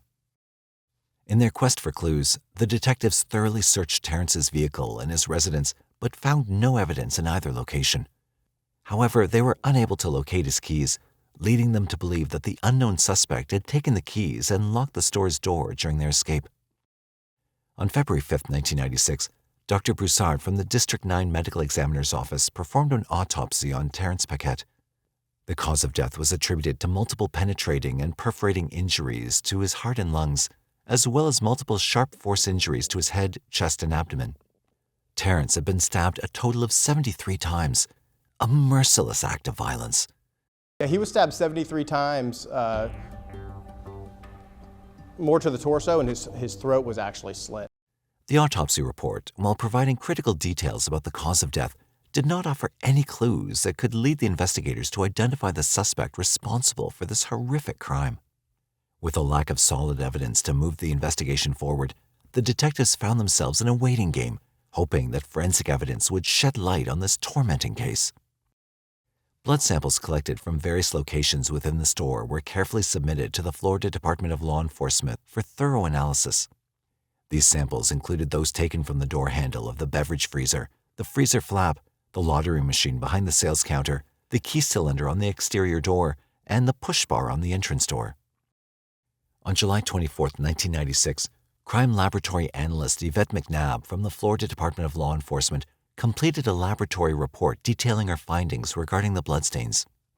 The report concluded that the blood samples were consistent with blood from an unknown foreign contributor, possibly the killer. This further supported the theory that the assailant had sustained injuries during the attack. Unfortunately, due to the limitations of forensic technology in the 1990s and the absence of a nationwide database, the blood evidence couldn't be conclusively linked to a specific individual.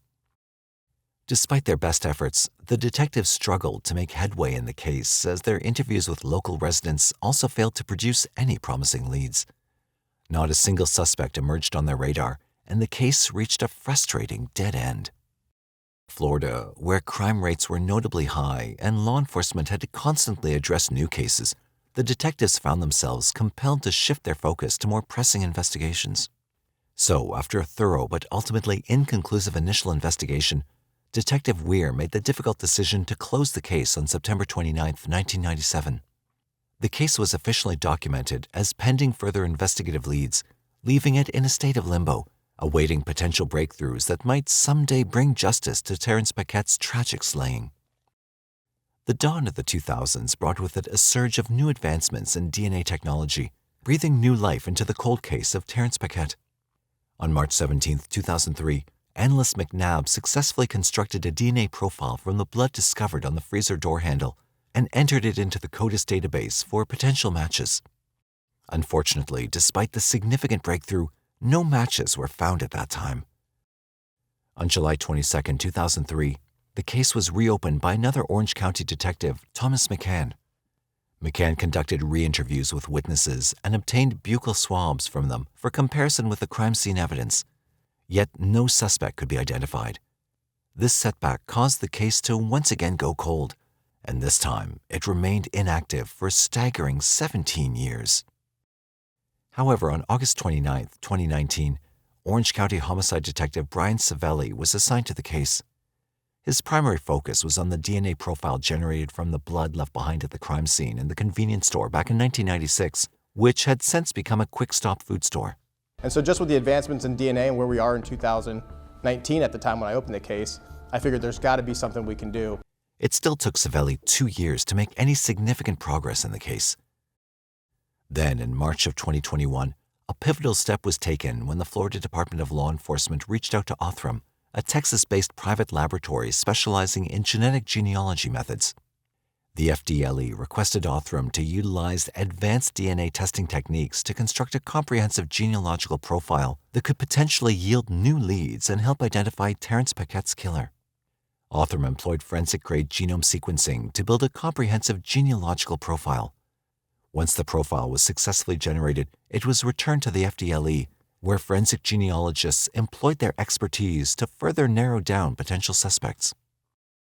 During their investigation, the unidentified DNA profile eventually directed them towards 3 brothers, Kent, Keith, and Kenneth Stowe. Forensic evidence indicated that the blood discovered at the crime scene was consistent from being from one of the brothers. As Detective Savelli delved deeper into the investigation, incriminating evidence came to light. It was revealed that the youngest brother, Kenneth Robert Stowe Jr., who was only 28 years old in 1996, had lived in close proximity to Terrance Paquette at the time. Terrance resided at 5575 Cinder Lane Parkway, while Kenneth Robert Stowe Jr. lived at 5360 Cinder Lane Parkway, with the 2 apartments situated just across the street from each other. Notably, Kenneth had also worked at the Little Champ store, although he was no longer employed there at the time of the murder. In 2021, now 54-year-old Kenneth Robert Stowe Jr. lived in an apartment at 605 South Grove Street in Eustis, Lake County, Florida. On August 27, 2021, investigators installed an authorized GPS device on Kenneth Stowe's 2007 Chevrolet Equinox, while Detective Savelli followed him to his place of business, Romac Building Supply, located at 2411 West Old Highway 411, Mount Dora, Florida. But nothing fruitful came out of this surveillance. On September 14, 2021, at around 4 p.m., Detective Savelli initiated another surveillance operation on Kenneth Stowe Jr. He discreetly trailed Kenneth to the Citgo convenience store located at 2107 South Bay Street in Eustis, Florida. Detective Savelli patiently maintained his observation from outside the store as Kenneth entered. After a considerable period, Kenneth emerged from the convenience store carrying a bag, which he placed inside his vehicle. While the surveillance operation may have been lengthy, a crucial moment unfolded when Kenneth, after returning to his vehicle, retrieved a gray plastic bag containing what appeared to be beer cans. He then discarded the gray plastic bag into a nearby dumpster, re-entered his vehicle, and departed the scene, heading northbound on South Bay Street. This provided Detective Brian Savelli with the crucial physical evidence he needed. Immediately after Kenneth left the scene, he secured the dumpster. After taking several photographs, he retrieved the gray plastic bag, which contained 7 Budweiser 16-ounce beer cans. These cans were then sent to the forensic lab for further testing. On October 1, 2021, Florida Department of Law Enforcement Crime Laboratory Analyst Meredith McCaskill completed a laboratory report detailing the findings related to the submitted beer cans. She successfully obtained a DNA profile from one of the 7 Budweiser beer cans that Kenneth Stowe had disposed of and concluded that it matched the DNA profile found at the crime scene. Orange County Police arrested 54-year-old Kenneth Stowe Jr. and charged him with the first-degree murder of Terrance Paquette more than 2 decades earlier. Almost 2 years later, Kenneth's trial started on August 21, 2023. Following a rigorous 5-day trial, on August 25, 2023, justice was served as a 12-member Orange County jury reached a verdict, finding Kenneth Stowe guilty of first-degree murder. As a result of this verdict, Judge Robert J. Egan sentenced Kenneth Stowe to spend the rest of his life behind bars, ensuring that he'll pay for the heinous crime he committed. Sadly, all of Terrance Paquette's family members have passed away by now. However, authorities have taken the necessary steps to inform several of his friends about the outcome of this case, ensuring that those who cared about him are aware of the justice that has finally been achieved.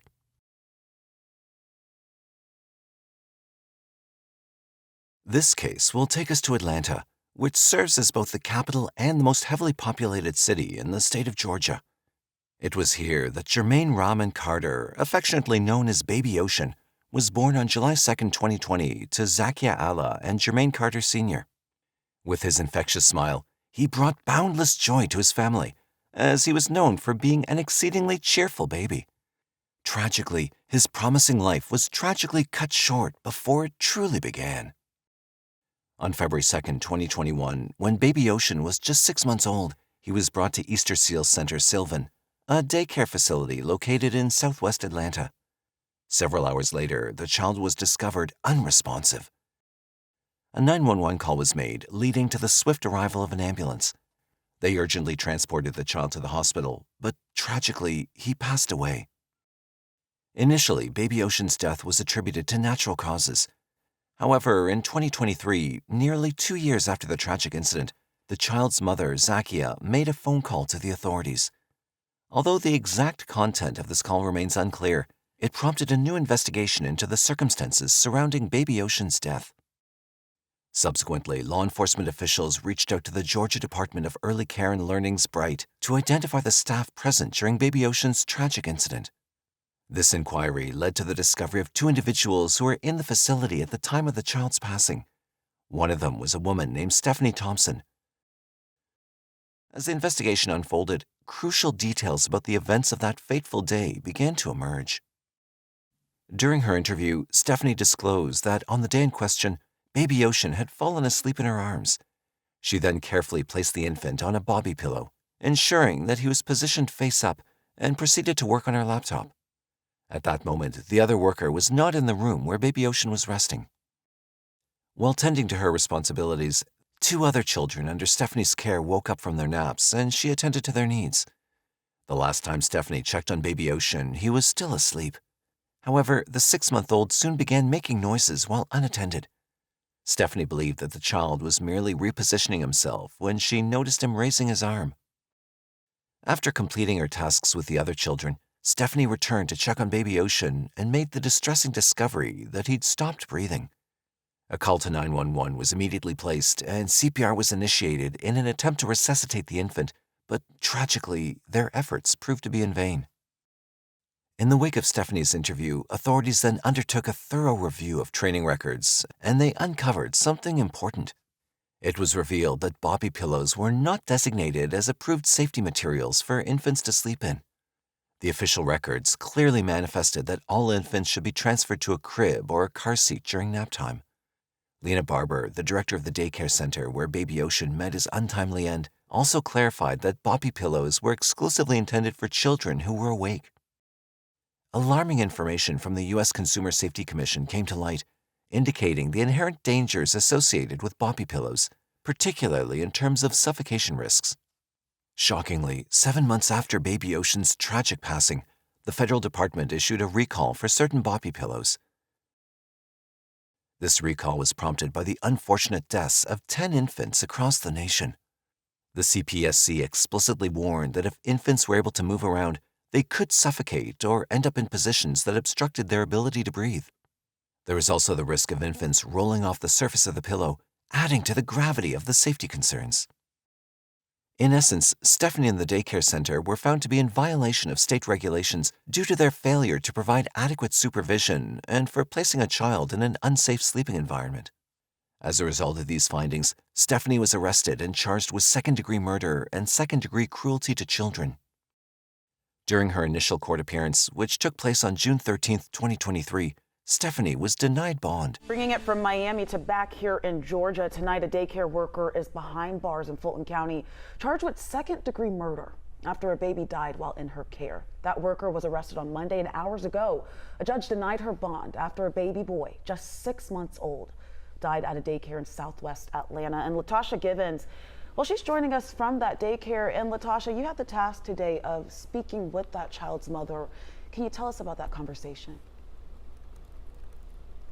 Well, Faith, it is very difficult for this mother to even talk with us about what happened. Now, the baby died 2 years ago, but the daycare worker was just arrested this week after an investigation found she did not follow procedure. And investigators say her actions led to the baby's death. The ultimate outcome of Stephanie's legal proceedings remains uncertain at this time, leaving her future in question.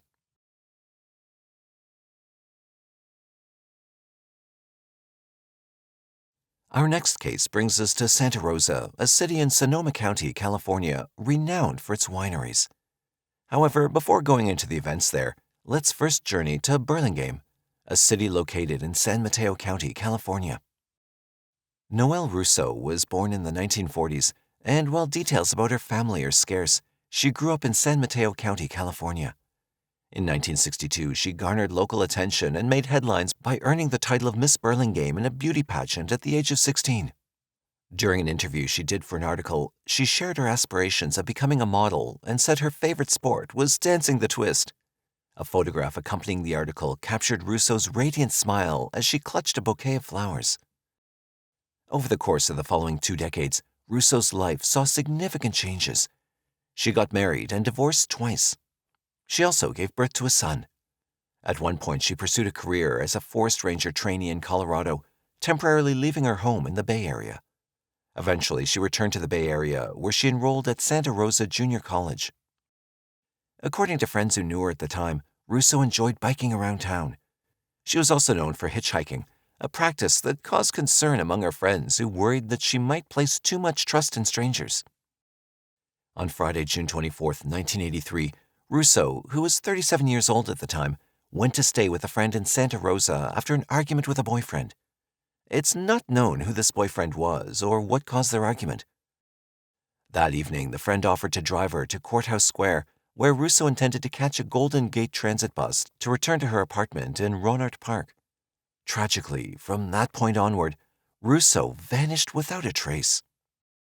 On Monday, June 27, 1983, a distressing discovery was made. A 7-year-old boy stumbled upon Russo's lifeless body behind a real estate office at the intersection of Petaluma Hill Road and East Cotati Avenue in Rohnert Park, near Sonoma State University. She was found naked. Deputies from the Sonoma County Sheriff's Office swiftly arrived at the scene and conducted an investigation. They determined that Russo had met a gruesome end, having been fatally beaten with a piece of lumber from a stack of wood that happened to be nearby. Detectives from the Violent Crime Investigations Unit initiated a comprehensive inquiry into the circumstances surrounding Russo's murder. Their initial assessment suggested that Russo likely never boarded the bus back to Rohnert Park, indicating that she had an encounter with someone before its arrival. Throughout this investigation, both deputies and detectives gathered a substantial volume of evidence and conducted numerous interviews in the process. In the days following the tragic incident, investigators enlisted the assistance of a sketch artist to create a rendering of Russo in the clothes she'd worn on June 24, 1983. They distributed it to the public in the hopes of generating leads. Over the years, detectives identified specific individuals as persons of interest in the case. However, no arrests were made. Unfortunately, the trail leading to Russo's killer went cold, leaving her tragic murder unresolved. As the years passed by, the dedicated detectives from the Violent Crime Investigations Unit continued to pursue leads in the case. Between 2010 and 2023, law enforcement authorities submitted several pieces of evidence for DNA analysis to both the Santa Clara County Crime Lab and the Serological Research Institute. These persistent efforts eventually bore fruit in 2023 when investigators were able to positively identify a suspect. The man in question was a 65-year-old individual named Alfredo Carretero Jr. However, the exact nature of the evidence that led to Carretero's implication in this long unsolved case was not specified by officials. Authorities also disclosed limited information about Carretero. He had prior convictions in Sonoma County in 1995 and 2001 for possessing stolen property and drug possession, respectively. VCI detectives secured a warrant for the arrest of Carretero Jr. in connection with the murder of Russo. On October 2, 2023, they successfully apprehended him. He was subsequently booked into the Sonoma County Main Adult Detention Facility on a murder charge. At the moment, he's being detained without the option of bail. Following the arrest, Russo's family was informed, and they requested privacy during this difficult time.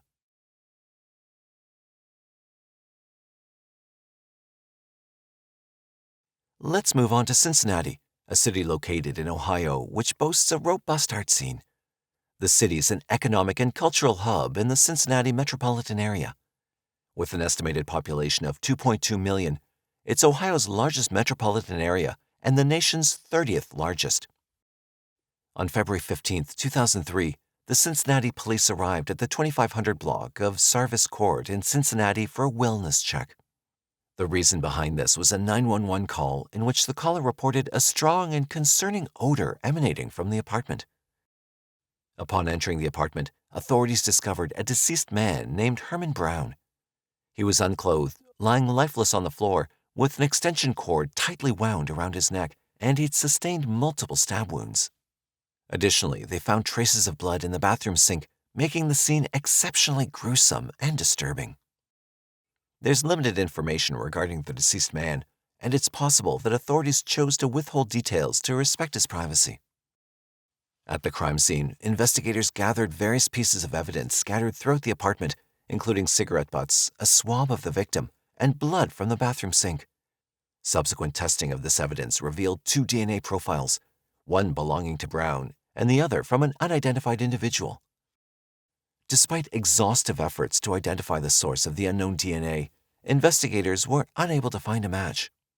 This situation led to the homicide case going cold, and the perpetrator of Brown's tragic death remained at large. Things would remain stagnant until 2023, when a breakthrough was achieved. Genetic genealogy testing emerged as the key to cracking the case. The DNA profile retrieved from the cigarette butts was re-examined and incorporated into a forensic genetic genealogy search, a technique designed to identify suspects who might not be found within conventional law enforcement databases. This pioneering approach yielded a match, linking the DNA to a 64-year-old individual named Robert Stewart. To substantiate this connection, investigators carried out additional DNA analysis, ultimately confirming that the DNA found on the cigarette butts from that fateful night of Brown's murder indeed belonged to Stewart. Stewart was finally arrested in Lima, Ohio on September 15, 2023, and he was subsequently extradited back to Hamilton County. Currently, he's held at the Justice Center with a bond set at $500,000. He's been indicted on 2 counts of murder and 1 count of felonious assault, potentially facing a maximum life sentence if found guilty. Police have made an arrest in a 20-year-old murder case, and now the suspect's been indicted. So Robert Stewart was arrested for the death of Herman Brown. Ken Brown is live at the alert desk and has the latest on this case and also what prosecutors are saying led to the arrest. Ken. Yeah, so Herman Brown was found dead inside his Sarvis Court apartment back in 2003. Police arrested Stewart, as we mentioned, for Brown's death after new results came back from some DNA testing. Do want to show you a video just into the newsroom of Stewart being booked into the Hamilton County Justice Center. He's there in the red sweatshirt. The prosecutor's office says police collected DNA evidence from the victim, the apartment, and cigarette butts that were left behind at the time at the scene. And the DNA was unknown at the time. But thanks to current technology, that DNA was matched to Stewart, and further testing confirmed that match. Hamilton County Prosecutor Melissa Powers says while the case was cold, the search for answers never stopped. Back in 2003, during the investigation of the crime, they exhausted all avenues in the investigation, from witnesses, testing people, friends and family, and and they could never come up with a match on the DNA. It wasn't until about 3 years ago they submitted that sample to the genealogy website and was able to come back with a hit. Hamilton County Prosecutor Melissa Powers expressed her commendation for the Cincinnati Police Homicide Unit. She lauded the dedication of the detectives, emphasizing that they never gave up on their cases or the victims involved. She emphasized their commitment to pursuing justice regardless of how long it takes to solve a case. Powers also expressed gratitude for bringing closure to Brown's family and friends, as the long-awaited arrest of Robert Stewart provided an essential sense of closure and justice in this tragic case.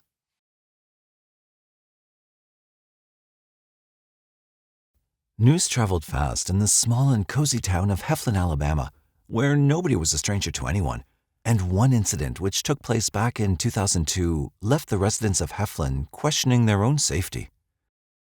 On September 16, 2002, the bodies of Monica Rollins, a 23-year-old mother, and her 5-year-old son Dalton were discovered inside their home. But the most dreadful part about this double homicide was that Monica was 8 months pregnant at the time, and there'd been someone else who witnessed the horrors of this grim affair. Monica's 2-year-old son, Aaron, had been left unharmed, only to watch his mother and older brother being stabbed to death right in front of his eyes. Who could have committed such a monstrous act?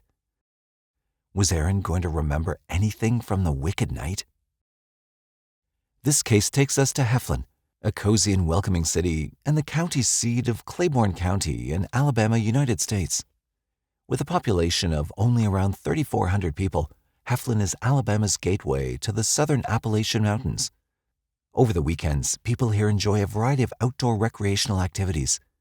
Having good connectivity with cities like Atlanta and Birmingham, Heflin is a wonderful place to visit, do business, or call home. Safer than only 33% of all U.S. cities, Heflin's considered a dangerous place. The chance of someone falling victim to a violent crime here is 1.47 in 1,000, which is still better when compared to other Alabama cities. But this was not enough to prevent a gruesome homicide from taking place here in 2002. Monica Faye Pritchett was born on February 16, 1979 in Anniston, Alabama, USA, to the couple Donald Pritchett and Dorothy Carroll. She had an ordinary childhood and grew up with her sisters Dorothy and Odom and brothers Ray and Thomas. In her high school years, Monica met her sweetheart Jeremy Rollins, and soon after graduating from school, they got married. On January 18, 1997, they welcomed their first child and named him Dalton Rollins. Everything was well and good between Monica and Jeremy, but soon after the birth of their second child, Aaron, things started to change. The couple were arguing a lot, and after giving their marriage many chances, they decided to part ways in 2001. That same year, they filed for divorce and started living separately.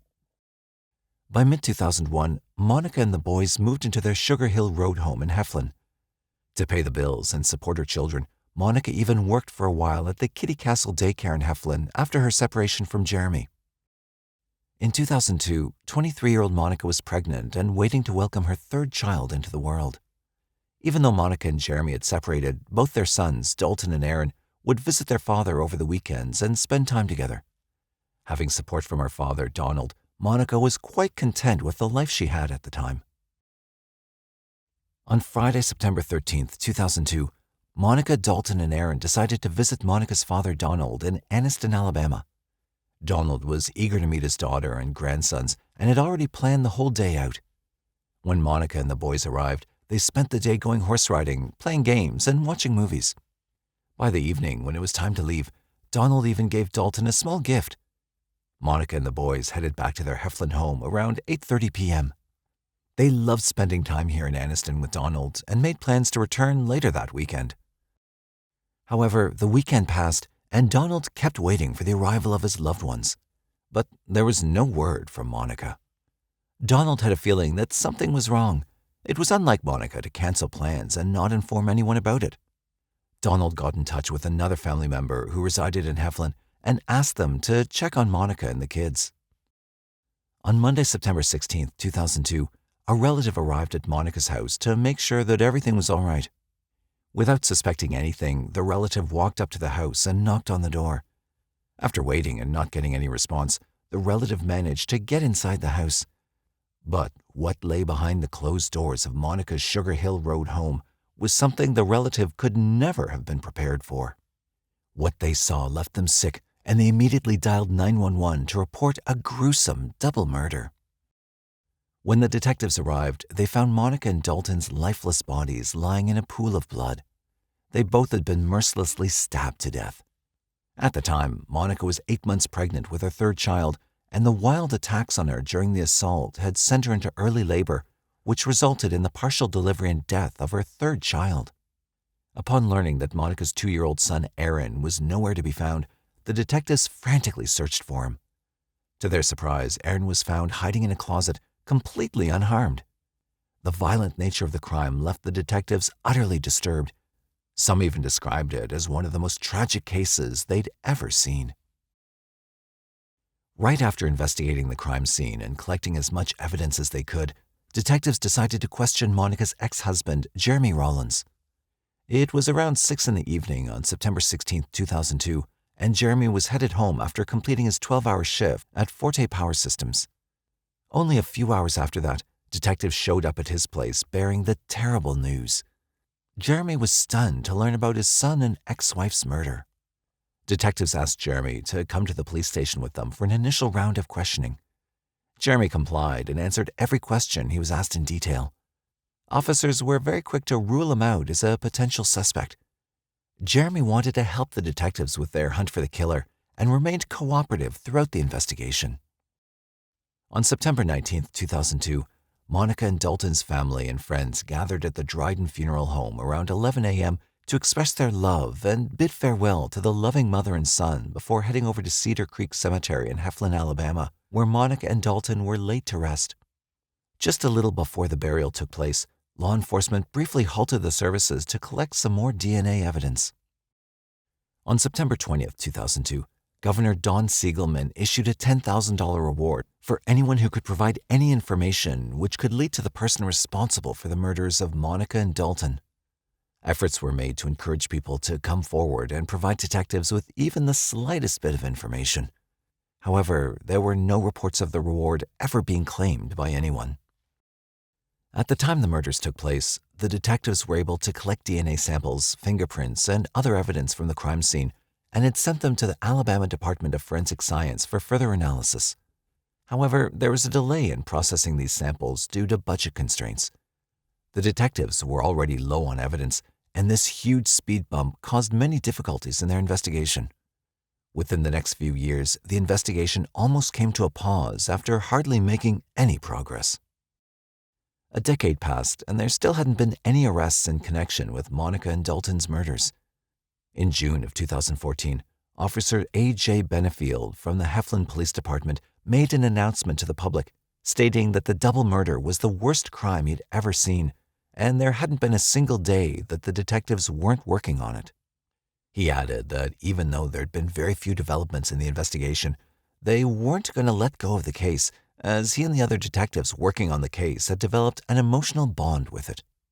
When asked about the details regarding the progress of the case, Officer Benefield declined to share certain facts, stating that there were some things about the murders that only the person responsible would know, and so sharing them with anyone at that time would compromise their chances of nabbing the killer.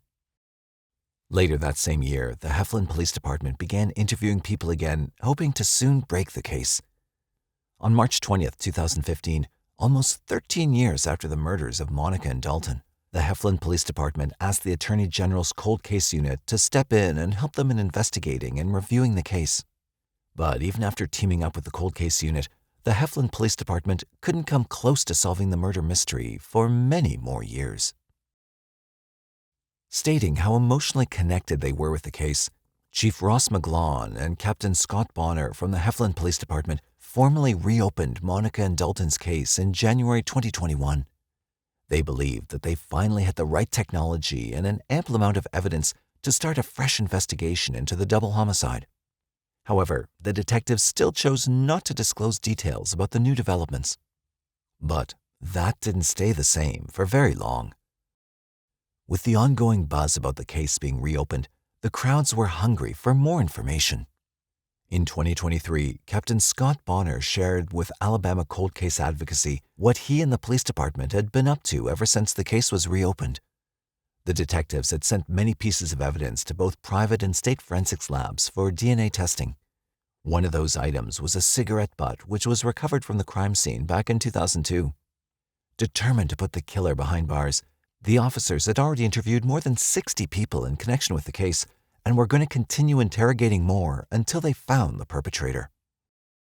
All this time, the detectives had kept in close contact with Monica and Dalton's family members to provide them support in any way they could.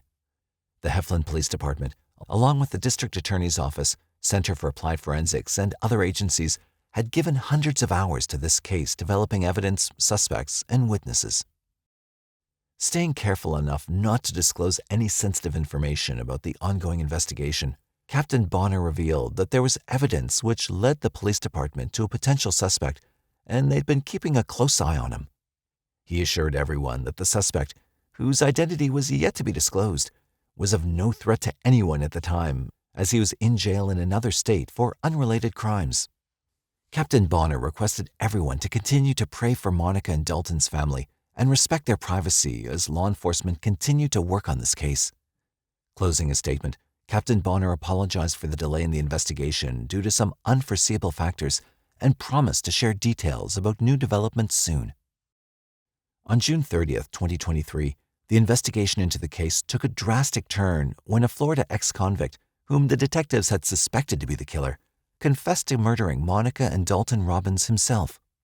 The man was identified as 39-year-old Louis Layden Spivey. Spivey was already serving a 15-year prison sentence on an unrelated charge in Florida for robbery and aggravated assault. He'd been sentenced in February 2010 and had been sitting in a prison cell ever since then. Detectives shared that they had suspected Spivey for quite some time once they'd learned that he was an ex-boyfriend of Monica. Spivey'd been under a microscope and was being investigated by other agencies long before Monica and Dalton's case was reopened. What confirmed his guilt was the perfect match between Spivey's DNA and the DNA found on the cigarette butt.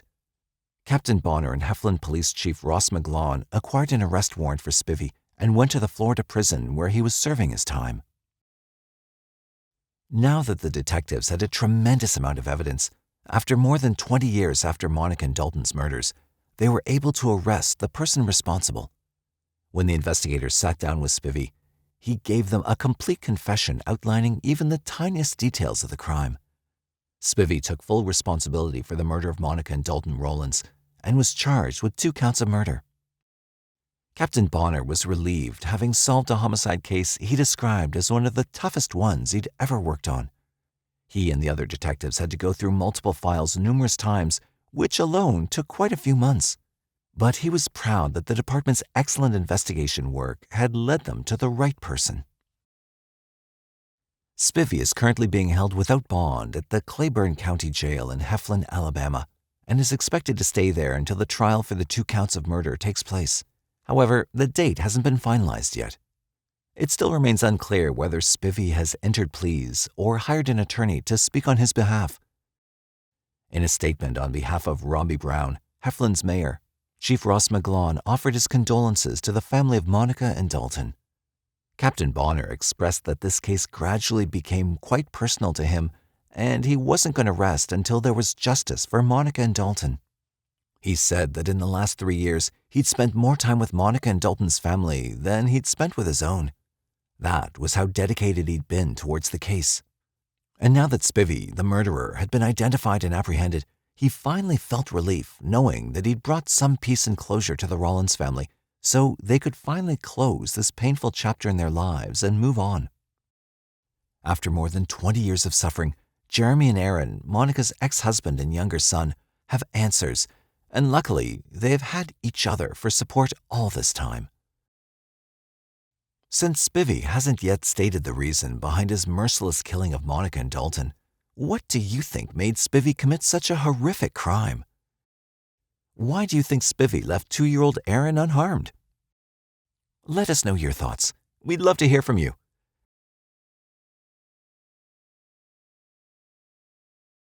On Friday, June 17, 1994, a 39-year-old woman who was only identified as a Jane Doe was all alone in her home in the city of Charlotte, North Carolina, getting ready for bed. It was already 1:30 a.m., and her children hadn't returned home yet. Since the woman had a tiring day, she decided to go to bed. The woman left the main door of her house unlocked so her kids could get in without waking her up. She pulled out her favorite blanket and peacefully tucked herself into bed, unaware that a predator was lurking in the shadows outside, looking for prey. In a few moments, the woman found herself being held at knife point by an unknown intruder. Who was this intruder, and what did he want? Was the 39-year-old mother going to survive this life-threatening encounter to tell the tale? The most populous city in the American state of North Carolina is Charlotte. Charlotte's known for its big city vibes, and it's full of friendly people. However, in contrast to the bright and cheerful side of Charlotte, it ranks as the top of the most unsafe cities for violent crimes. Throughout the North Carolina area, more than 91% of communities are safer and have lower crime rates than Charlotte. And back in 1994, one of the most horrific crimes ever took place here. It was a Friday on June 17, 1994, and a 39-year-old woman was home alone at her Charlotte residence on North Cloudman Street. She completed her household chores and awaited for her children to return home. Having had an exhausting day, her energy had completely drained, and she only wanted to get a good night's sleep. As the clock struck 1:30 a.m., the woman decided to leave the front door of her house unlocked so her kids could get in when they returned. She crawled into bed, and as she laid there, her peace was soon interrupted by the sound of her bedroom door opening. For a fraction of a second, she thought that her children had come home. But when she turned her head and looked over, she found a man holding a knife standing by the door. She was frightened and didn't know what to do. Within moments, the man walked closer to her, held the knife to her throat, and assaulted her. The woman was too afraid to do anything at that moment, but as soon as the assaulter left the house, she contacted Charlotte-Mecklenburg Police Department to report the incident. The 39-year-old woman was taken for a forensic examination where an assault kit was completed and the assaulter's DNA was obtained from the woman's body. Medical examiners analyzed the DNA sample, but since DNA technology was still in its developing stage and there was hardly any information present in their databases, the analysis didn't prove to be of much help.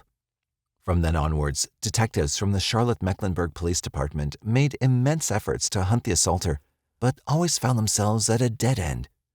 The amount of evidence they had was not enough for them to come up with a list of any potential suspects.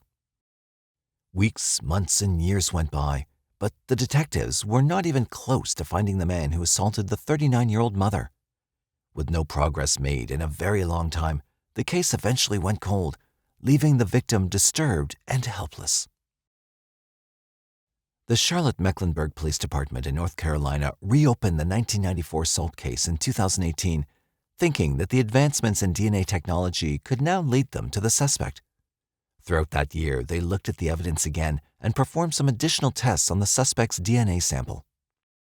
In 2019, forensic scientists developed a DNA profile and entered it into the databases of Combined DNA Index System, or simply CODES.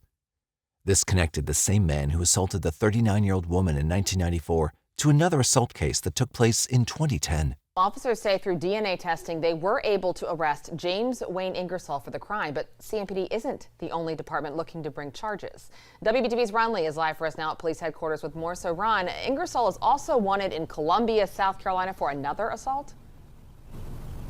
Yeah, that's exactly right. Columbia police tell us that back in 2010, that the suspect actually assaulted and kidnapped a woman down in Columbia, South Carolina. Us having a case-to-case match with Columbia really helped us out. On March 13, 2010, a 25-year-old woman was abducted by an unknown man from the 300 block of Hardin Street in Columbia, South Carolina, near the University of South Carolina. The man later assaulted the woman and fled the scene. The woman reported the incident to the Columbia Police Department and tried to describe the man who assaulted her in as much detail as possible. But the detectives were unable to narrow down a list of suspects with the information they had at the time. Forensic scientists performed an assault exam on the woman and obtained the suspect's DNA sample. This DNA sample was then used to develop a DNA profile and entered into the databases of CODES. However, both the cases were only linked in 2019 after the 1994 case was reopened. The testing done in 2019 proved that both the assaults were carried out by the same man. Although this was a huge step forward in the investigation, the detectives still needed to identify a suspect or person of interest. In the following years, detectives made tremendous efforts to identify the suspect, and with a little bit of help in 2022, they hit the bullseye. In 2022, CMPD worked hand-in-hand with the National Sexual Assault Kit Initiative, or simply SAKI. SAKI aided the CMPD with funding and helped detectives use forensic genetic genealogy to identify a person of interest. The suspect's DNA sample was sent to Othram Corporation, an American organization which specialized in forensic genetic genealogy. Othram scientists made use of forensic-grade genome sequencing to build a comprehensive genealogical profile for the unknown suspect. The genealogy team at Othram used a genetic genealogy search through their databases to come up with a list of potential leads. The list was handed over to the Charlotte-Mecklenburg Police Department. Detectives investigated each and every person from that list, doing background checks and going through criminal records. And it didn't take them long to tag a 50-year-old man named James Wayne Ingersoll as a person of interest. James had recently been fired from a job he was working at in Columbia and was residing in Concord, North Carolina, when the detectives showed up at his door and demanded a DNA sample from him. A sample was collected and sent to the Charlotte-Mecklenburg Crime Laboratory for further testing and comparison.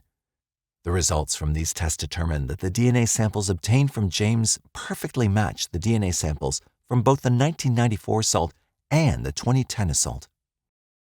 As a result of years of this extensive forensic testing and evidence examination, the CMPD's Crime Lab and Cold Case Unit identified the suspect as James Wayne Ingersoll for the assault on the 39-year-old mother in Charlotte and on the 25-year-old woman in Columbia.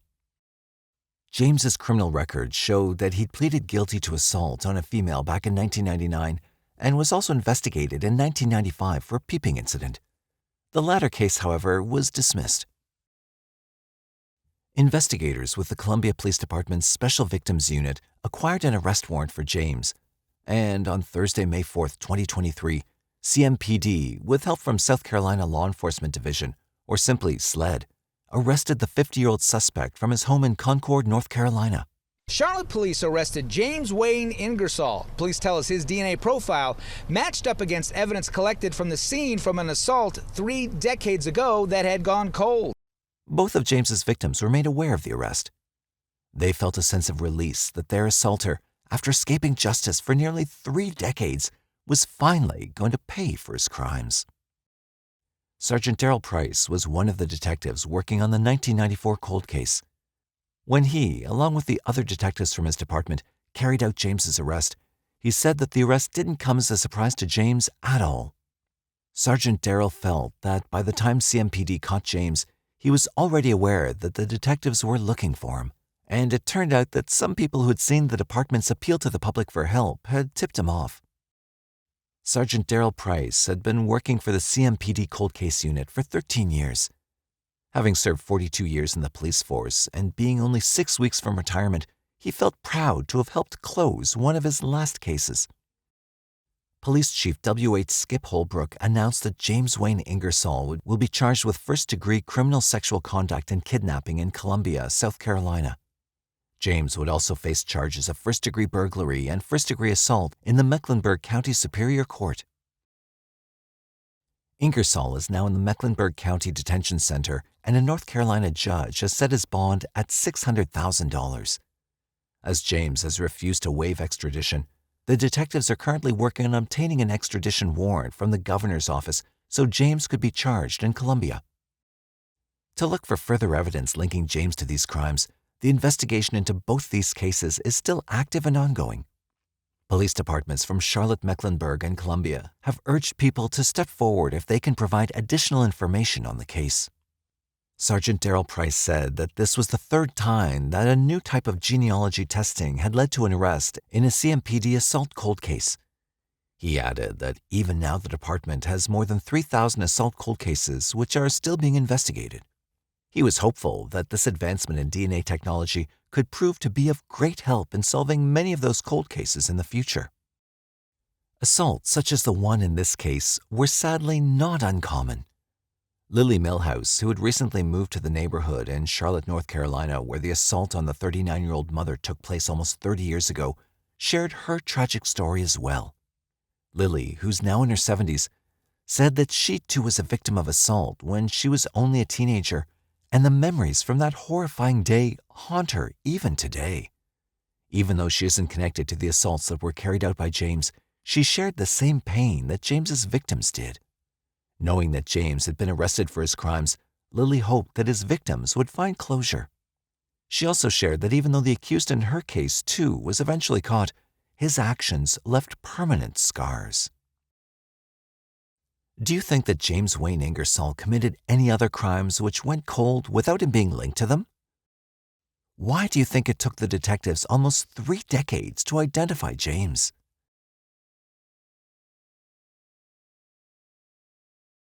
It was a sunny morning in Spokane, Washington, on Wednesday, October 4th, 1978, when 2 construction workers on their way to work stumbled upon something horrific in the woods. The cold and lifeless body of a partially naked girl laid in front of them. Even at first glance, the workers could tell that she'd been through some extreme torture, a sight so gruesome that they couldn't keep looking at her for long.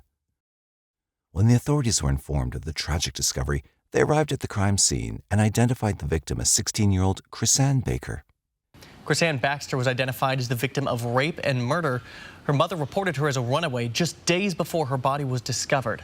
As the news of Krisann's merciless killing spread throughout the city of Spokane like a plague, detectives began to hunt for Krisann's killer.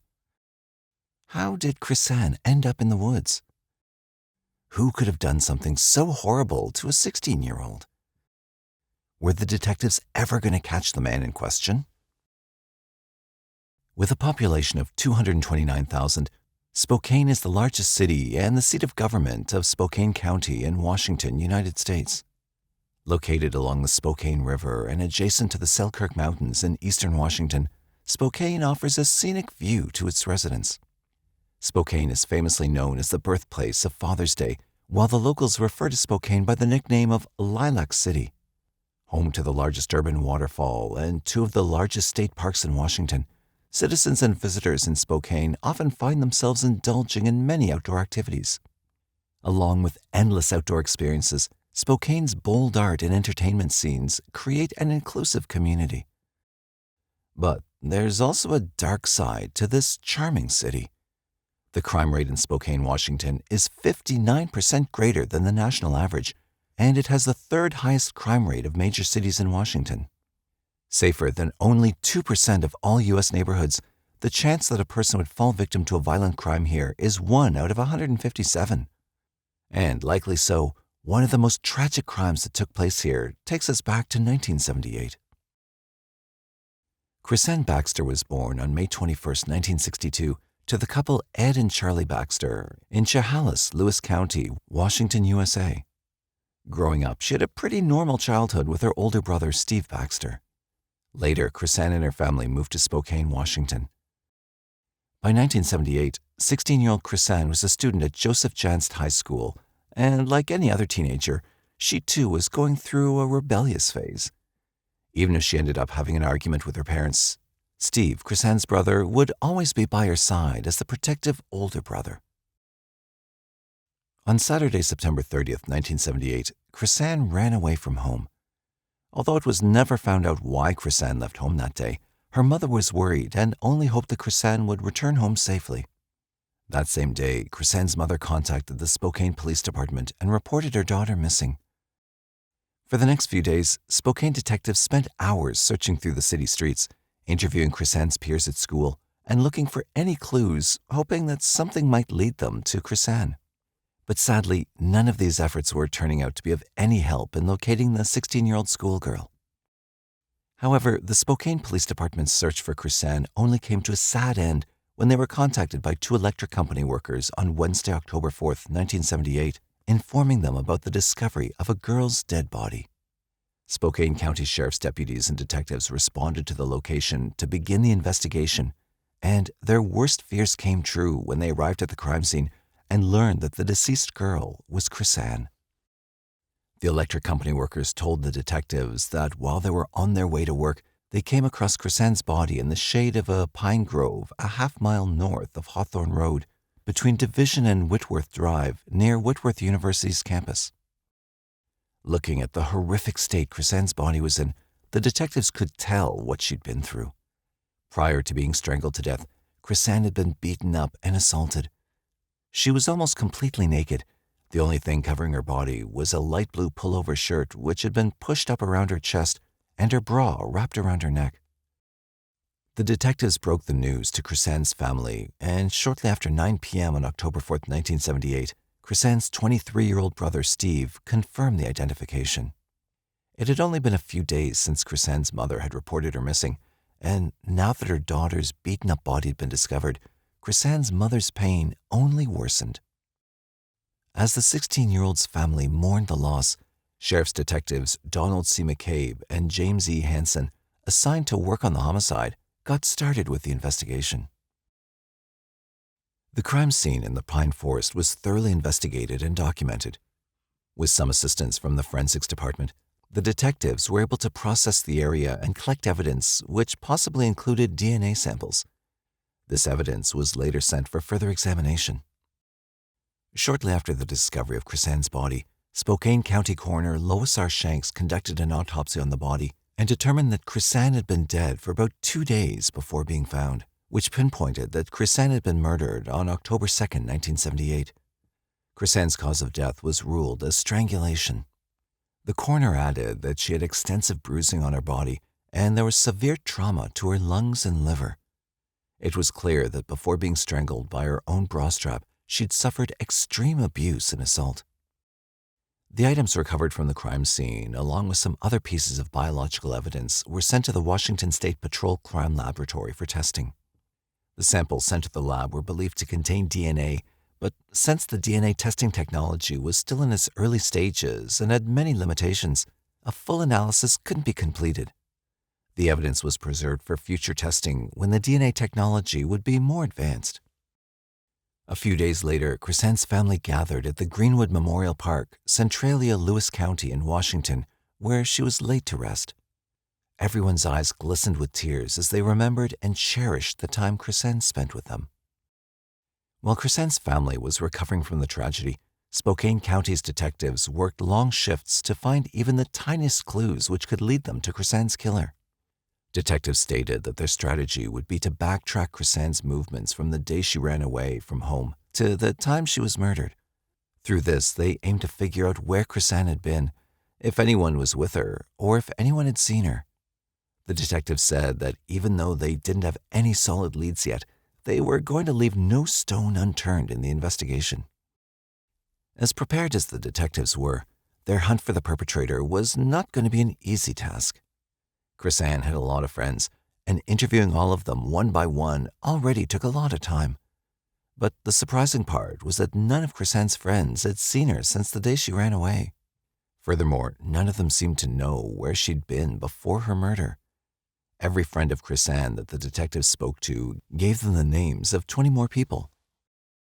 But the detectives learned that Krisann had a boyfriend and thought that he could be a potential suspect in the case. But that lead too went down the drain when it turned out that Krisann's boyfriend was in jail at the time she was killed. Around mid-October of 1978, a local attorney came forward claiming to have some information that might help the detectives with the investigation. The attorney said that while he was passing by the pine groves a few days before Krisann was murdered, he'd seen a couple standing next to a black four-wheel drive pickup parked in the area where Krisann's body was later found. He remembered the car because it was unusual for people to be in the area at that time of day, and the whole thing just seemed quite suspicious to him. He added that the girl was most likely Krisann Baxter herself, and that he would immediately recognize the man he saw her with. The detectives did a little digging into this tip as well. However, it went nowhere. Around the same time, as word about Krisann's gruesome murder had already spread far and wide, a self-proclaimed serial killer, Henry Lee Lucas, made statements about killing Krisann himself. Henry claimed to have killed about 100 women across 16 states, and so the detectives couldn't let this confession slip away without being looked into. For a short period of time, the detectives did believe that he was responsible and even obtained a murder warrant for him. But after interrogating him several times, his confessions were thrown into doubt and he was taken off the list of possible suspects. Each passing day with no solid progress into the investigation gave the killer more of an opportunity to run away and hide. As 1978 approached its end, detectives had more questions than answers. The detectives were frustrated and described the case as one of the toughest ones they'd ever worked on. Following tips that led nowhere and failing to come up with a list of any potential suspects, the case was far from being solved anytime soon, sending it to the pile of all the other unsolved cases. The detectives spent the next few years questioning more and more people and interrogating each and every lead that they could think of, but sadly, no significant developments were ever made.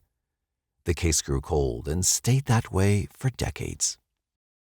In August 2006, almost 28 years after Krisann's murder, Major Crimes Detective D. Marsky reopened Krisann's case.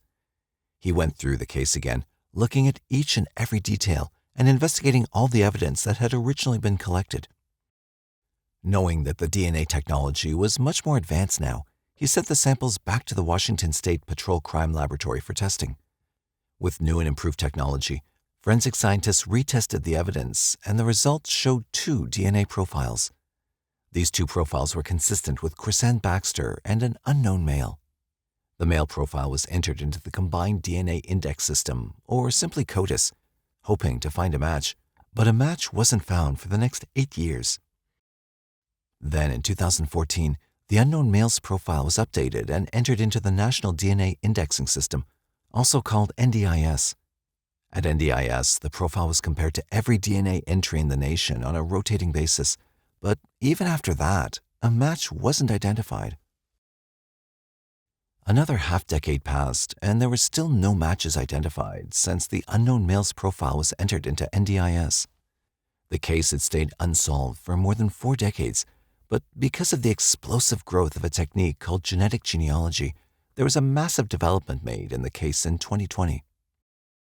In 2020, Major Crimes Detective M. Drapeau again submitted the samples from Krisann's case to the Washington State Patrol Crime Lab for additional examination. What I do is not glamorous. I go up and I look through reports and I make sure there's no duplicates and I read them over and over. For advanced DNA testing, a portion of the forensic evidence was sent to Othrum's laboratory in the Woodlands, Texas, in the beginning of 2021. Using a technique called forensic-grade genome sequencing, scientists at Othrum were successful in developing a comprehensive DNA profile for the unknown male whose DNA was discovered at the crime scene. This allowed Othrum scientists to compare this unknown male's DNA profile with millions of other DNA profiles already stored in various nationwide databases. These new investigative techniques turned out to be immensely helpful. Although Othrum's in-house genealogy team was unable to find an exact match, they were able to identify potential relatives of the man in question. Through this analysis, it turned out that the killer was a direct descendant of a certain woman who was now deceased. Othrum provided these leads to Spokane County Sheriff Detective M. Drapeau, who made use of this new information to conduct a follow-up investigation. And in no time, detectives were able to locate the living family members of the identified relative. In additional investigative attempts to identify the unknown male contributor, these family members were then contacted and interviewed. When asked to submit their DNA samples for further testing, the family members weren't hesitant and complied throughout the investigation. Scientists at Othrum analyzed the reference samples from these family members and developed subsequent DNA profiles. With all the hard work and efforts made by detectives and Othrum scientists, they were finally able to put a name to the unknown male's DNA profile. The unknown male contributor was identified as a certain man named Keith D. Lindblom. Othrum genealogists identified a likely familial DNA match and were successful in locating Lindblom's daughter, who was living in Louisiana. She agreed to provide her DNA sample when the detectives reached out to her. The sample was then tested by forensic experts, and it turned out to be a match. The comparison of the daughter's DNA sample with Lindblom's DNA sample collected in 1978 was 320 times more likely to be a match to Lindblom and his known child than if it was compared to an unrelated individual selected at random from the U.S. population. In order to accurately confirm this relation, a technique called kin-SNP, a technique that allowed investigators to infer kinship in closely and distantly related individuals, was performed at Othrum. Based on 45 total segments, this relationship testing technique confirmed a parent-child relationship between Lindblom and the daughter and had a match confidence level of 100%. This indicated that the male DNA left on Krisann's body in 1978 did belong to Keith D. Lindblom. But the detectives would still never get a confession from Lindblom himself. Born on March 31, 1949, Lindblom passed away at the age of 32 in 1981, which was only 3 years after he murdered Krisann. This meant that Lindblom was 29 when he murdered Krisann. Detectives had no idea that Krisann's killer was already dead. Lindblom had been caught in a fire on April 11, 1981, and died the same day. To fact-check this information, the detectives even took a look at his death certificate, which stated the manner of his death as an accident. After 45 years, sheriff's detectives say they now know who killed a teenager in North Spokane. Deputies say the body of a 16-year-old girl was found in October of 1978 near some power lines in the area of Whitworth and Division. Detectives at the time collected evidence at the scene from an autopsy, including DNA. During mid-September of 2023, Spokane County Sheriff's Office made a public announcement stating that they'd solved Krisann's case using genetic genealogy. 45 years after Krisann was murdered, her killer has been identified. The 16-year-old was strangled to death and sexually assaulted. Her body was found in North Spokane. The case troubled detectives after a detective who worked on it until genetic genealogy gave them some answers. They added that the case was officially closed on September 8, 2023, under exceptional circumstances since the suspect was already dead. Detective Drapeau consulted with the Spokane County prosecutor, and they both arrived at the conclusion that charges against Lynn Blum would have been warranted if he'd been alive. Lynn Blum's death occurred years before the law enforcement started making entries of DNA profiles into the CODES and NDIS databases, which was the reason behind scientists not finding a DNA match. To find out more about Lynn Blum, detectives took a closer look into his past and found some compelling information. Going through the archives of law enforcement databases, detectives learned that Lynn Blum had a history of violent behavior. In June of 1975, Lynn Blum was arrested and charged in Spokane County for forcing himself on a 16-year-old girl and assaulting her. This heinous act also took place near the area where Krisann's body was discovered in 1978. In August 1975, 26-year-old Lynn Blum admitted to having forceful intercourse with a juvenile girl and pled guilty to assault in the first degree in exchange for the other charges being dropped. When questioned by anyone, Lynn Blum maintained his innocence and stood firm on his statement that he only pleaded guilty to the assault charges so he could avoid going into a trial. Detectives figured out that merely 2 months before Krisann Baxter's murder, Lynn Blum was released from prison on August 7, 1978, and was not in custody at the time of Krisann's murder and assault. For 45 years, 16-year-old Krisann Baxter's case had kept the detectives on their toes. But now, having identified her killer and solving this decades-old mystery, they can finally rest. But sadly, Krisann's older brother, Steve Baxter, passed away on January 1, 2023 in Seattle, Washington, without seeing his little sister's murder mystery being solved. The Spokane County Sheriff's Department made a statement to thank all the investigators who worked on Krisann's case, as well as Lynn Blum's family members who cooperated willingly during the investigation. The department expressed their deepest gratitude toward the family of the victim, Krisann Baxter, for their patience and assistance during this long and difficult journey to identify her killer. Although Lynn Blum is long gone and won't face any criminal charges for assaulting and murdering Krisann Baxter, investigators with the Spokane County Sheriff's Office hope that this brings some closure to Krisann's family and friends and a small amount of comfort knowing that the suspect was finally identified. Since it was never found out, why do you think Krisann ran away from home that September night? Do you think that the man the attorney allegedly saw with Krisann before her murderer was Lynn Blum? Genetic genealogy played an important part in identifying Lynn Blum, but do you think the case could have been solved earlier? Let us know your thoughts. We'd love to hear from you. If there's a case you'd like us to cover, don't hesitate to drop your recommendations in the comment section below. For more captivating true crime stories, like, share, and subscribe to our channel.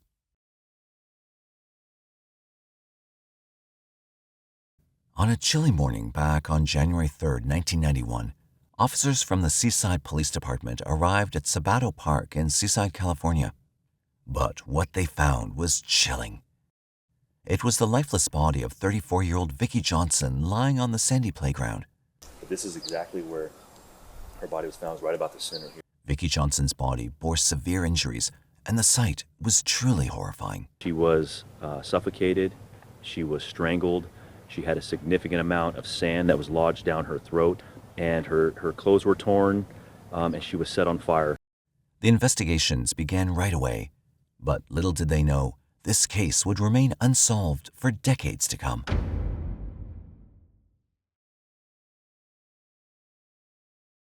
Seaside, California, a picturesque coastal town, is famous for its charming architecture and stunning white sand beaches. With a population of over 32,000 residents, it's a mid-sized community.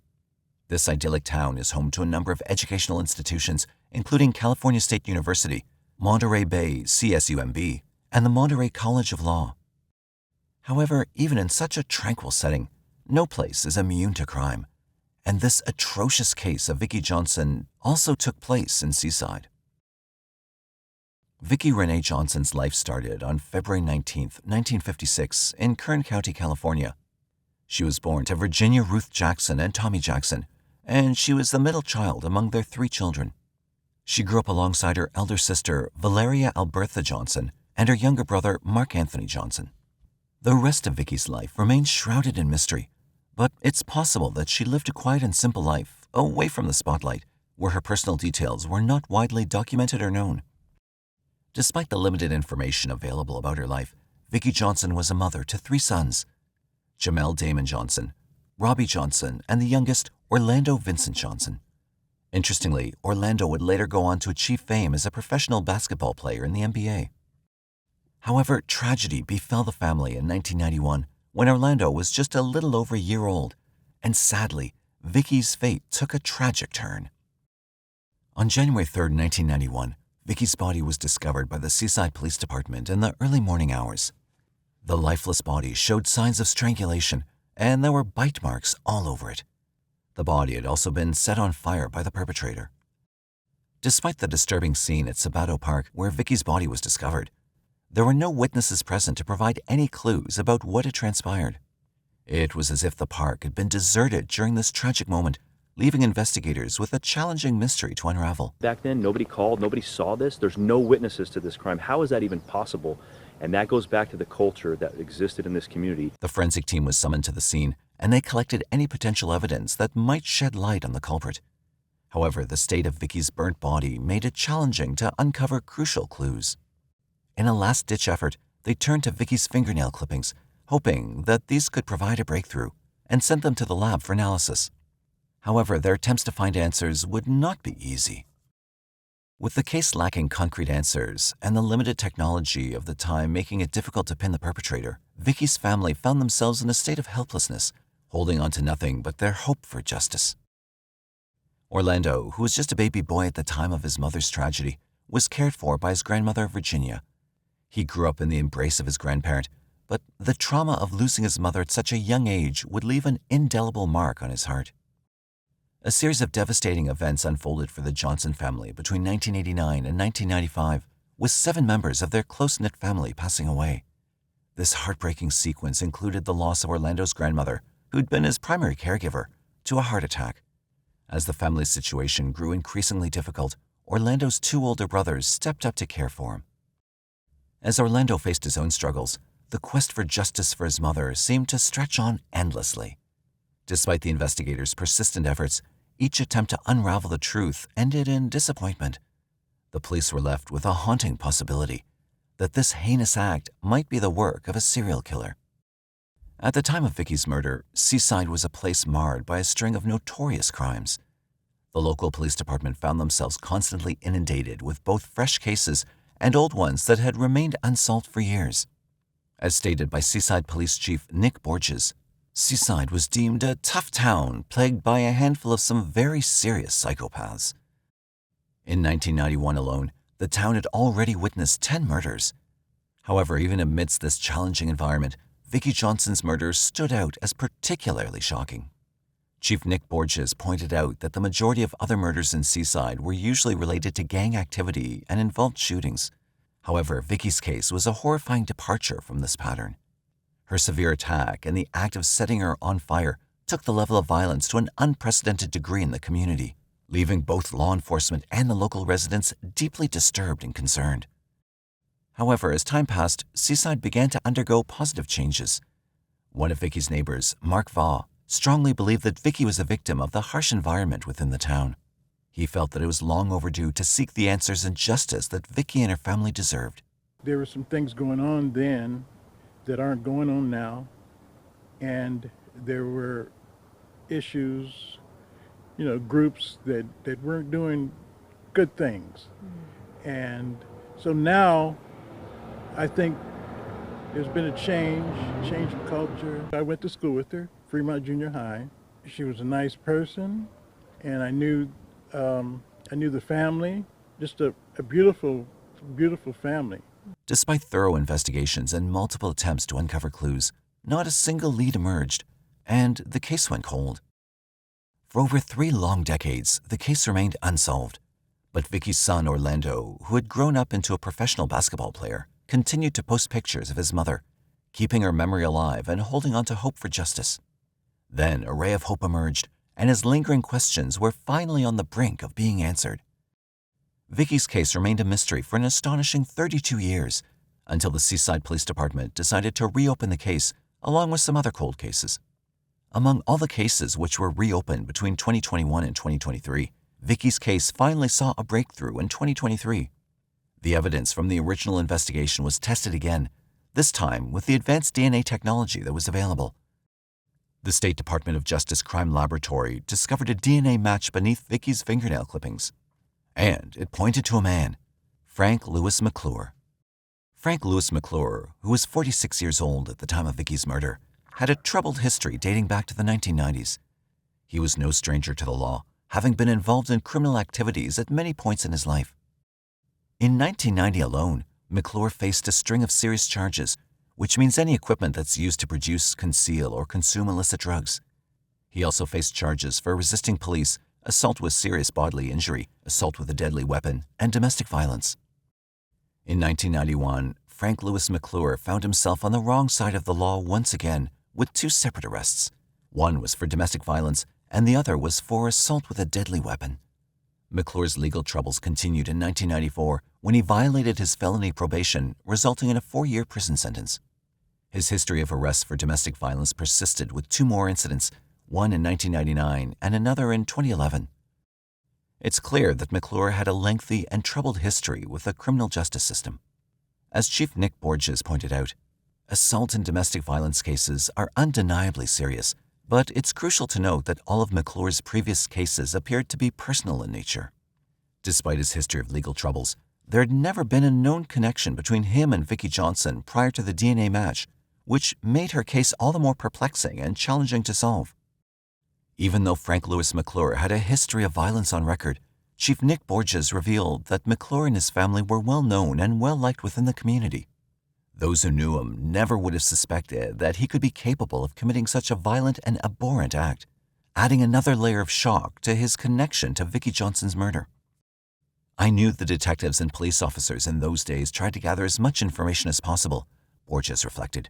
But the code of silence that was prevalent in this small town far outweighed justice for murder victims. The statement highlighted the challenges faced by law enforcement in a close-knit community, where a culture of secrecy could hinder investigations into serious crimes like murder. Now, in 2023, with the evidence against McClure confirmed, it seemed like the final step was to arrest him. However, what unfolded would prove to be something that no one could have anticipated, especially the Johnson family, who had longed for closure and justice. Frank McClure had already passed away in 2021 at the age of 77. Despite McClure passing away in his seaside residence without facing justice, the Johnson family and the dedicated investigators who had worked tirelessly on the case for so many years finally had some answers. While the motive behind the crime remained a mystery, they now knew who had committed this unimaginable act. Orlando, now the same age as his mother was at the time of her death, could finally breathe a sigh of satisfaction along with his brothers, knowing that the murderer was no longer in the shadows, but had been brought to light. So, what are your thoughts on this case? Do you think the Johnson family will ultimately find a sense of peace? Let us know your thoughts in the comments. Humboldt County in California, the city of Eureka is often referred to as the heart of the U.S. Redwood Coast. But on the darker side, Eureka is considered one of the most unsafe places in the country compared to other places of similar population. With its violent crime rate at 38.4, Eureka beats the national average for the same, which is 22.7. And back in 1997, a horrific crime took place in Eureka that left the whole town devastated. On October 26, 1997, deep in the Ryan Slough, just a little bit north of Eureka, a duck hunter stumbled upon a dismembered torso of a woman. The Humboldt County Sheriff Department was informed, and an immediate investigation was launched into the case. The head, arms, legs, and breasts had been chopped off, and the torso had been stabbed 27 times and cut down the middle.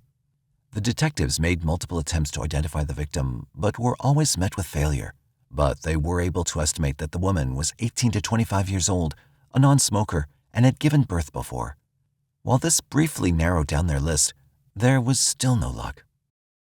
As the investigation to identify the slain woman went on, just a little more than 2 months later, in January of 1998, an arm of a female body was located and recovered on Clam Beach, which was roughly 20 miles north of the Ryan Slough. The arm was found to belong to the same woman whose remains were found near Eureka. However, her head and other arm and parts of her legs were still missing. The Humboldt County Sheriff Department dedicated long hours and worked tirelessly to identify the victim, but with hardly any clues and the severely decomposed state of the remains, it seemed like an impossible task. Months went by and there was almost no progress in the case. The woman's identity remained a mystery. However, as 1998 approached its end, a dramatic development in the case took the detectives by surprise and altered the course of investigation completely. On Tuesday, November 3, 1998, a 36-year-old man named Wayne Adam Ford walked into the Humboldt County Sheriff Department's main station to make a bizarre confession. Wayne was accompanied by his brother, Rodney Calvin Ford. As the detectives searched Wayne, they found him in possession of a severed body part of a woman packed in a Ziploc bag. Wayne complied willingly with the officers as he wasn't trying to hide anything anymore. The first thing Wayne told the detectives was that he'd done some bad things and admitted to murdering 4 women throughout the North State, including the unidentified female whose remains were found in the Ryan Slough back in October 1997. Wayne said he couldn't hold the secrets anymore and wanted to turn himself in. Wayne's brother Rodney told the detectives that Wayne had called him on November 2, 1998, saying that he needed help with something. As Rodney tried to figure out what his brother had done, Wayne confessed to him, after which Rodney convinced Wayne to come clean and surrender himself to the authorities. After confessing to killing 4 women, Wayne told the detectives that he turned himself in because if he didn't, he might have ended up killing his ex-wife. The only reason he didn't do so was because he didn't want to make his son suffer. He said he was ashamed of what he'd done to all those women and stated that the cause of his sinister behavior rooted from his anger towards his ex-wife who was keeping Wayne from seeing their son. Wayne said that this made him outraged and led him to do unspeakable things. People who knew Wayne said that since his separation and divorce from his wife, Wayne had been frustrated in his efforts to see his son. Wayne and his ex-wife's divorce agreement gave Wayne a strictly limited visitation. Without wasting a second, Wayne was taken into custody on November 3, 1998. Humboldt County Sheriff Dennis Lewis sat down with Wayne and interviewed him for 3.5 hours, trying to obtain descriptive details of his victims, which could help with their identification. Wayne said that he strangled all 4 of his victims and dismembered 3 of them. All of the 4 women Wayne mentioned were hitchhikers. Wayne admitted that he assaulted all of them before strangling and mutilating them. Wayne told the authorities that he picked up his first victim on October 17, 1997, who he believed was a hitchhiker.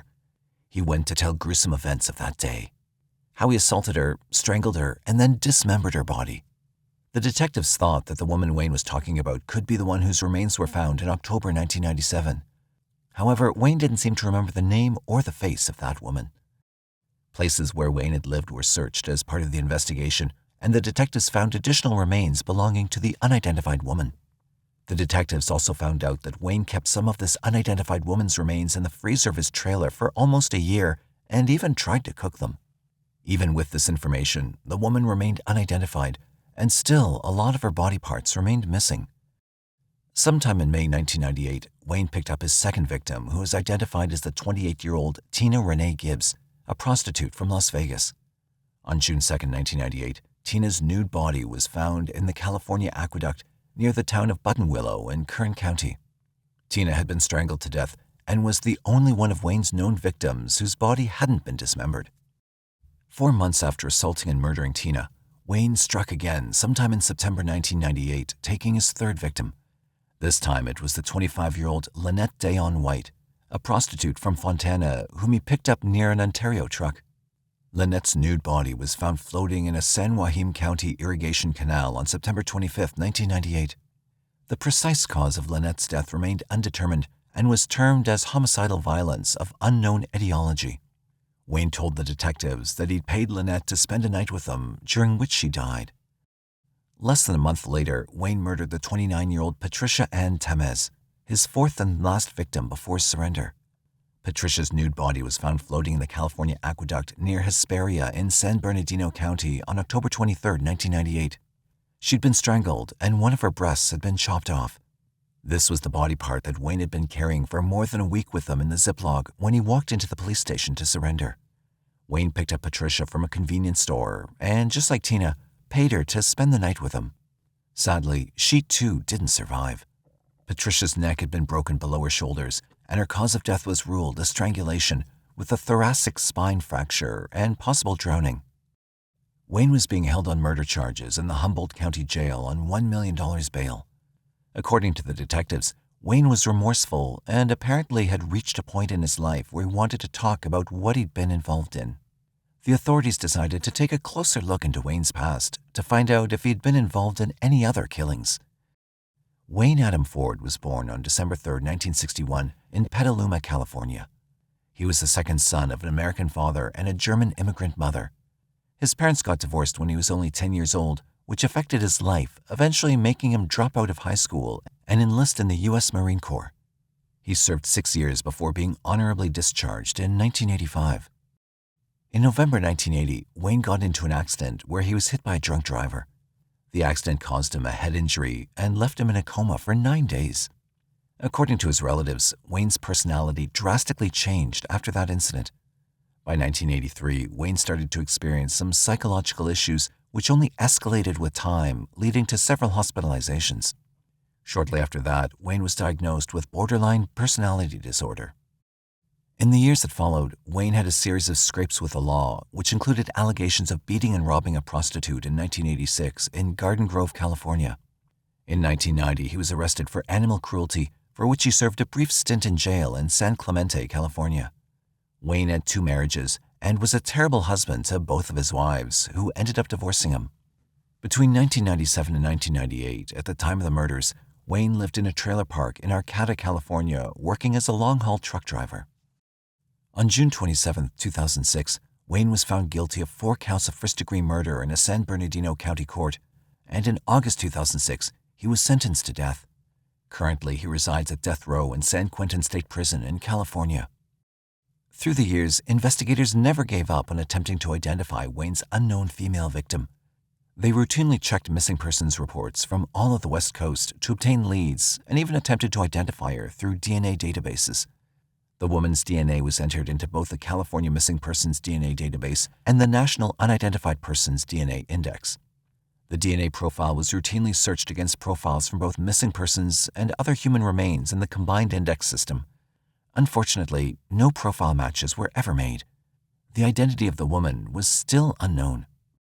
In 2021, Humboldt County Sheriff William Hansel created a cold case unit and assigned 2 investigators to exclusively review and examine their department's unsolved cases for new leads.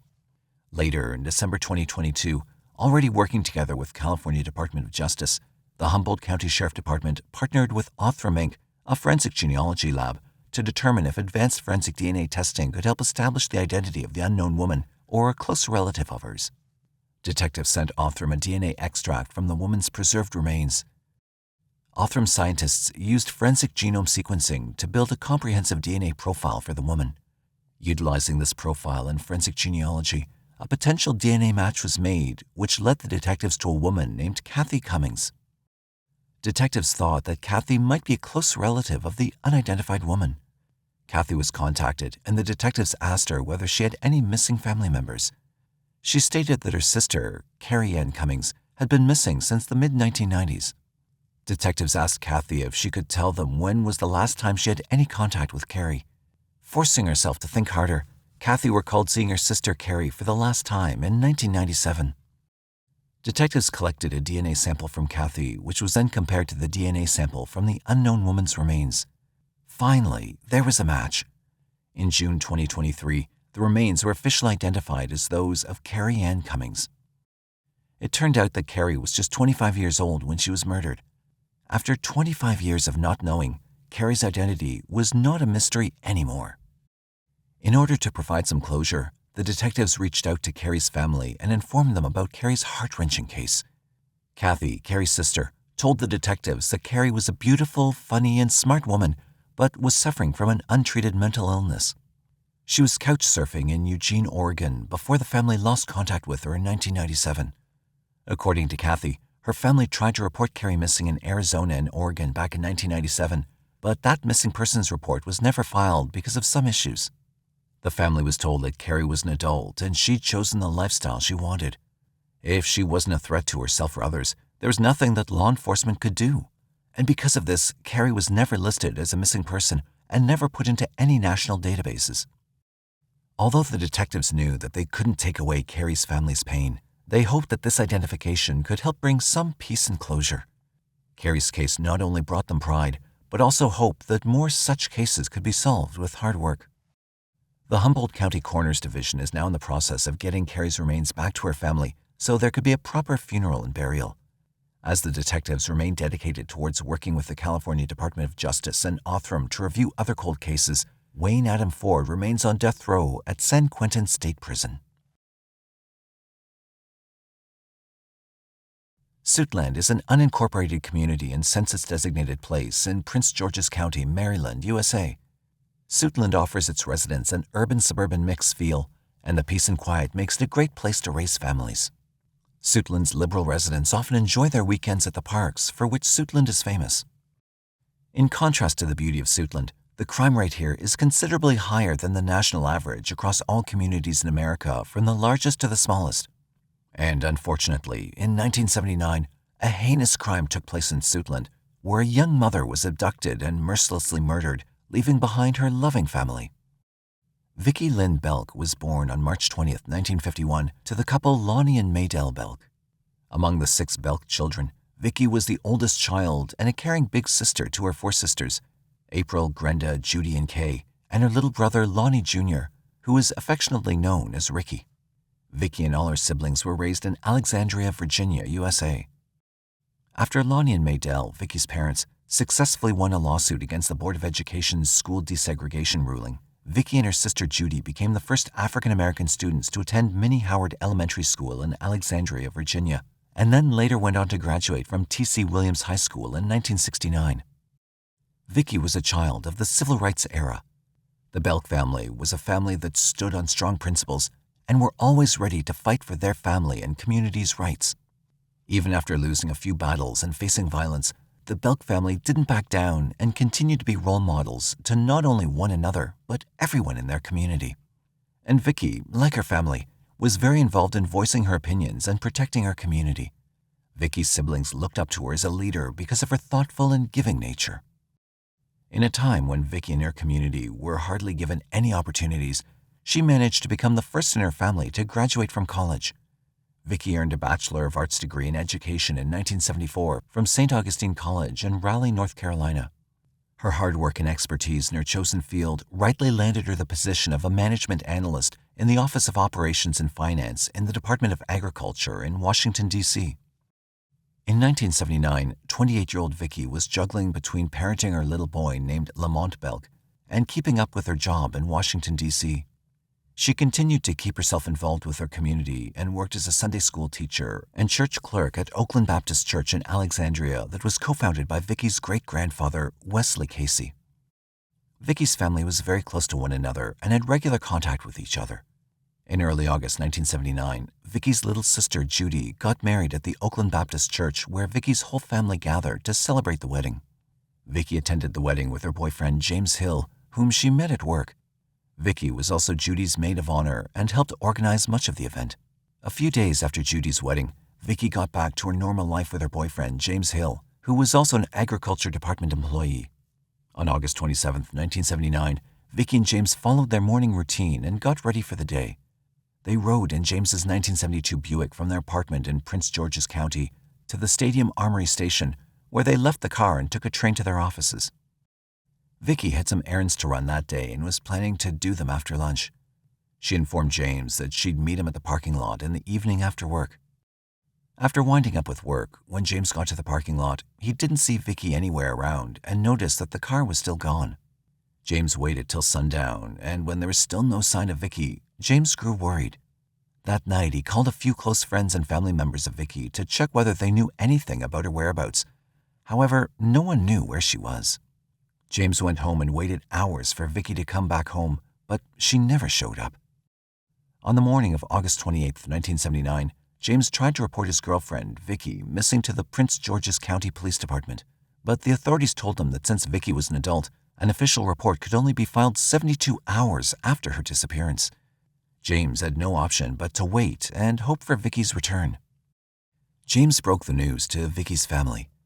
They grew extremely worried, especially Vickie's mother, Maydell. She couldn't process what was going on and became frantic. It wasn't like Vickie to not call or inform her loved ones about where she was going, and it was definitely unusual for Vickie to not check on her son. Maydell's fearless daughter was now missing, and she could only assume the worst. Waiting for those 72 hours to go by was extremely excruciating for Vickie's family, and as the day went on, they knew something was very wrong. The next day, on the evening of August 29, 1979, a local teenage boy was riding his bike on Metropolitan Church Road near Route 227 in Maryland when he stumbled upon something unusual in the woods. When he got a closer look, he realized that it was a dead body.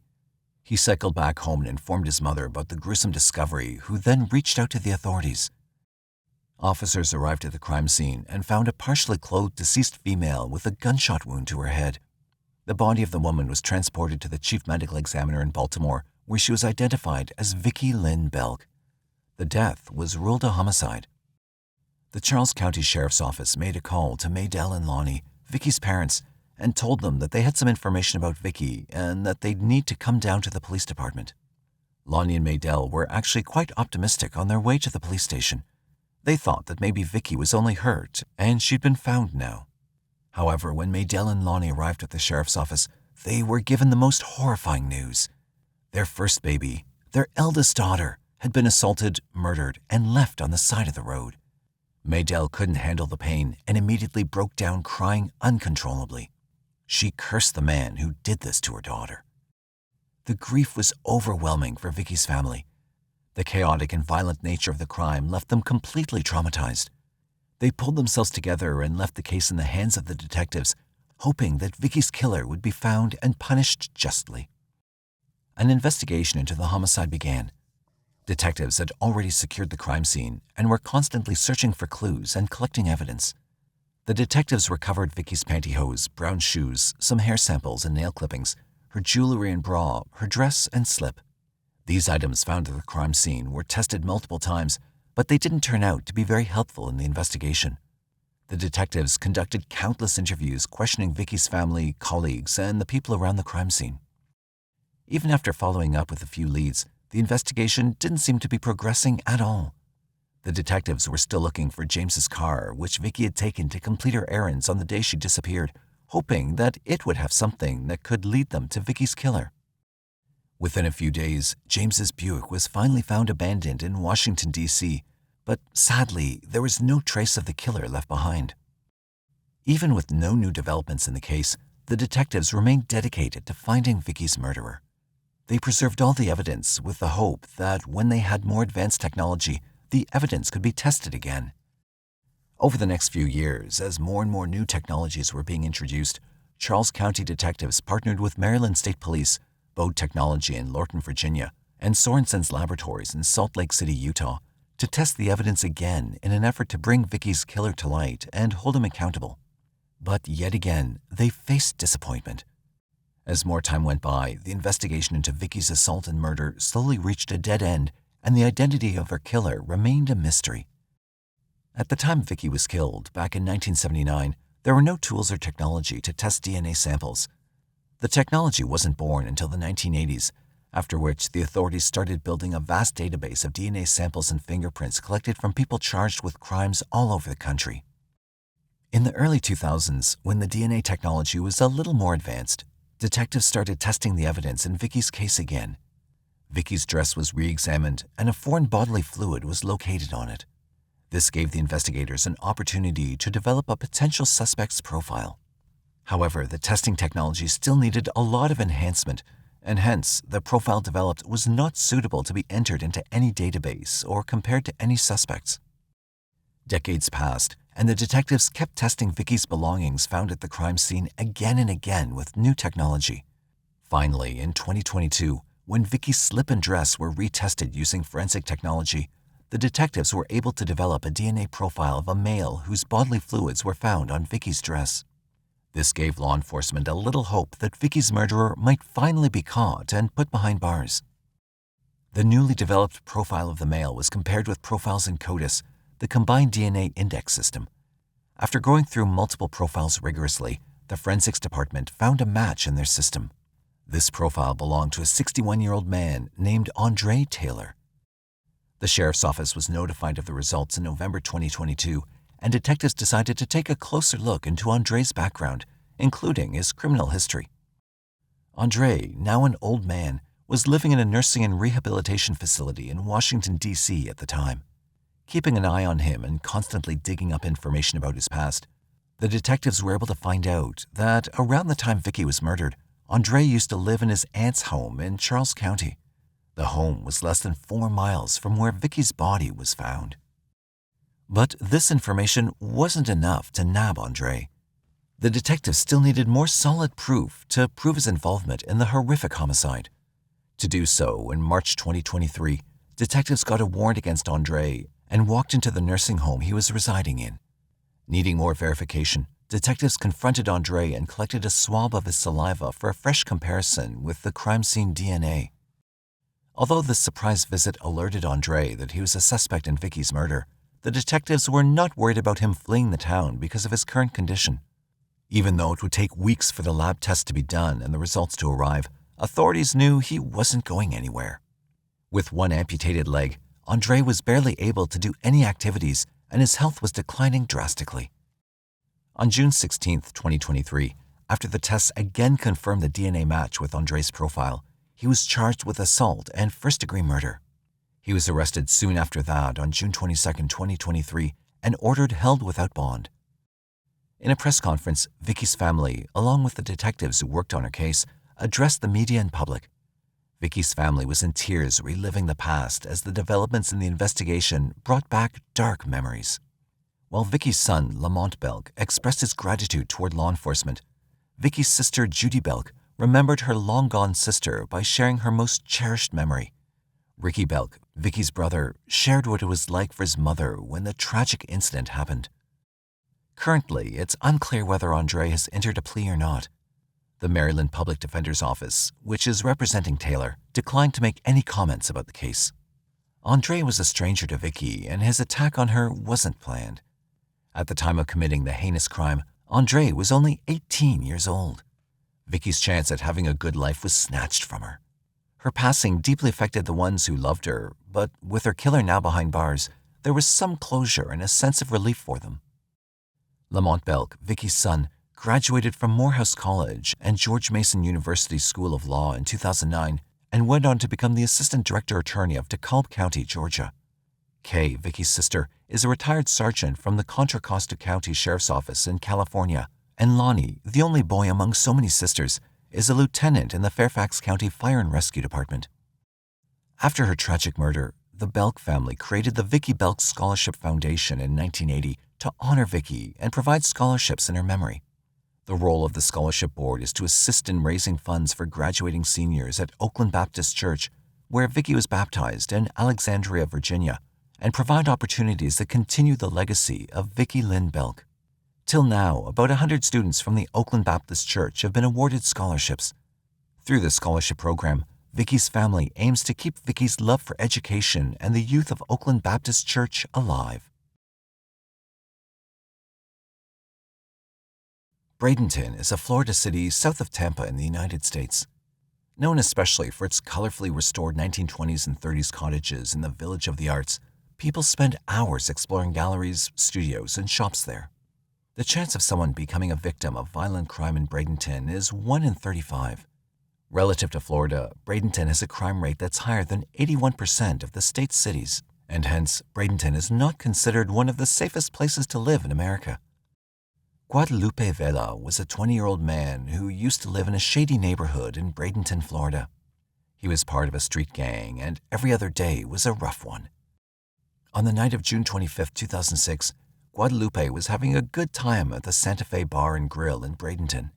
He just wanted to have drinks with his friends that night, but instead, he soon got into an argument with a man from a rival gang and left the bar. To cool down, Guadalupe went to a relative's house in the 100 block of 33rd Avenue East.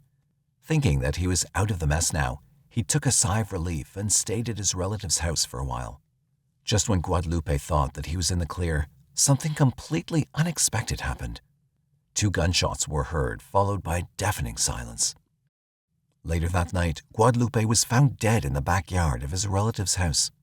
The detectives were informed of the tragic incident and arrived at the scene shortly after receiving a call. As they took a close look at Guadalupe's cold, lifeless body, they learned that he'd been shot twice in his back. The detectives also found a few 9mm bullet casings at the crime scene and collected them as evidence. They were made aware that there were quite a few people who had witnessed the shooting, but when the detectives tried to question them, everyone refused to utter a word. With little evidence and no one willing to speak to them about Guadalupe's murder, the detectives found it difficult to pin any suspects to the killing. Investigators made multiple attempts to speak to the witnesses and make them talk, but yet again they remained silent. Days went by and the investigation into the case didn't reveal anything which could lead the detectives to Guadalupe's killer. Although the case remained open with detectives actively looking for new leads, there was hardly any progress being made. Months passed, and in October 2006, a dramatic development occurred which pushed the investigation into Guadalupe's murder forward. That month, a 24-year-old man named Pedro Garcia, who was also a known member of a criminal street gang called Eastside Crip, was stopped for a traffic violation in the 1300 block of 9th Avenue West in Bradenton. When the detectives searched his car, they recovered a 9mm gun and arrested him for possessing a firearm as a felony. But it wasn't until later when the Florida Department of Law Enforcement sent his gun for ballistics testing, and the results linked the gun to the crime scene where Guadalupe's body was found. However, it was later discovered that the rounds that hit Guadalupe on the night he was killed likely came from a different gun. In the years that followed, multiple witnesses of Guadalupe's shooting came forward and told detectives that Pedro had made statements to them about killing Guadalupe. The detectives were hopeful that since the witnesses were finally speaking up, they might be able to get their hands on Guadalupe's killer. Pedro was now a suspect in Guadalupe's murder, but the detectives were still short on evidence needed to put Garcia behind bars. For now, Pedro roamed the streets as a free man. Years later, in 2022, Pedro was linked to another murder case which took place in 2014 in Bradenton, and the detectives issued an arrest warrant for him. The victim of the 2014 killing was identified as a 25-year-old man named Samuel Conde. Early in the morning on December 20th, 2014, a bunch of people had gathered at an address on 9th Street East near 37th Avenue East in Bradenton. This spot was in a rather isolated area and was the go-to place when gang members wanted to illegally purchase liquor after the local bars had closed for the night. That December night, Samuel was one of the people drinking there. The detectives were able to verify that there was a fight between rival gang members and an unidentified person shot and killed Samuel. In the days immediately after the horrific incident, authorities did get a few leads but struggled to crack the case. This was again because of the nature of the crime. Since it was another gang rivalry shooting, the people who witnessed the shooting chose not to speak to the detectives at all. But luckily, in 2022, the detectives got the witnesses to talk and finally cracked the cold case. Even though Pedro had now been charged for Samuel's murder, he was still out on bond. The witnesses in Guadalupe's murder, however, still remained tight-lipped about the whole incident, and even though the detectives were quite sure that it was Pedro who killed Guadalupe back in 2006, they still couldn't press charges against him. But the detectives finally caught a break in Guadalupe's case later in 2022 when the witnesses finally started talking.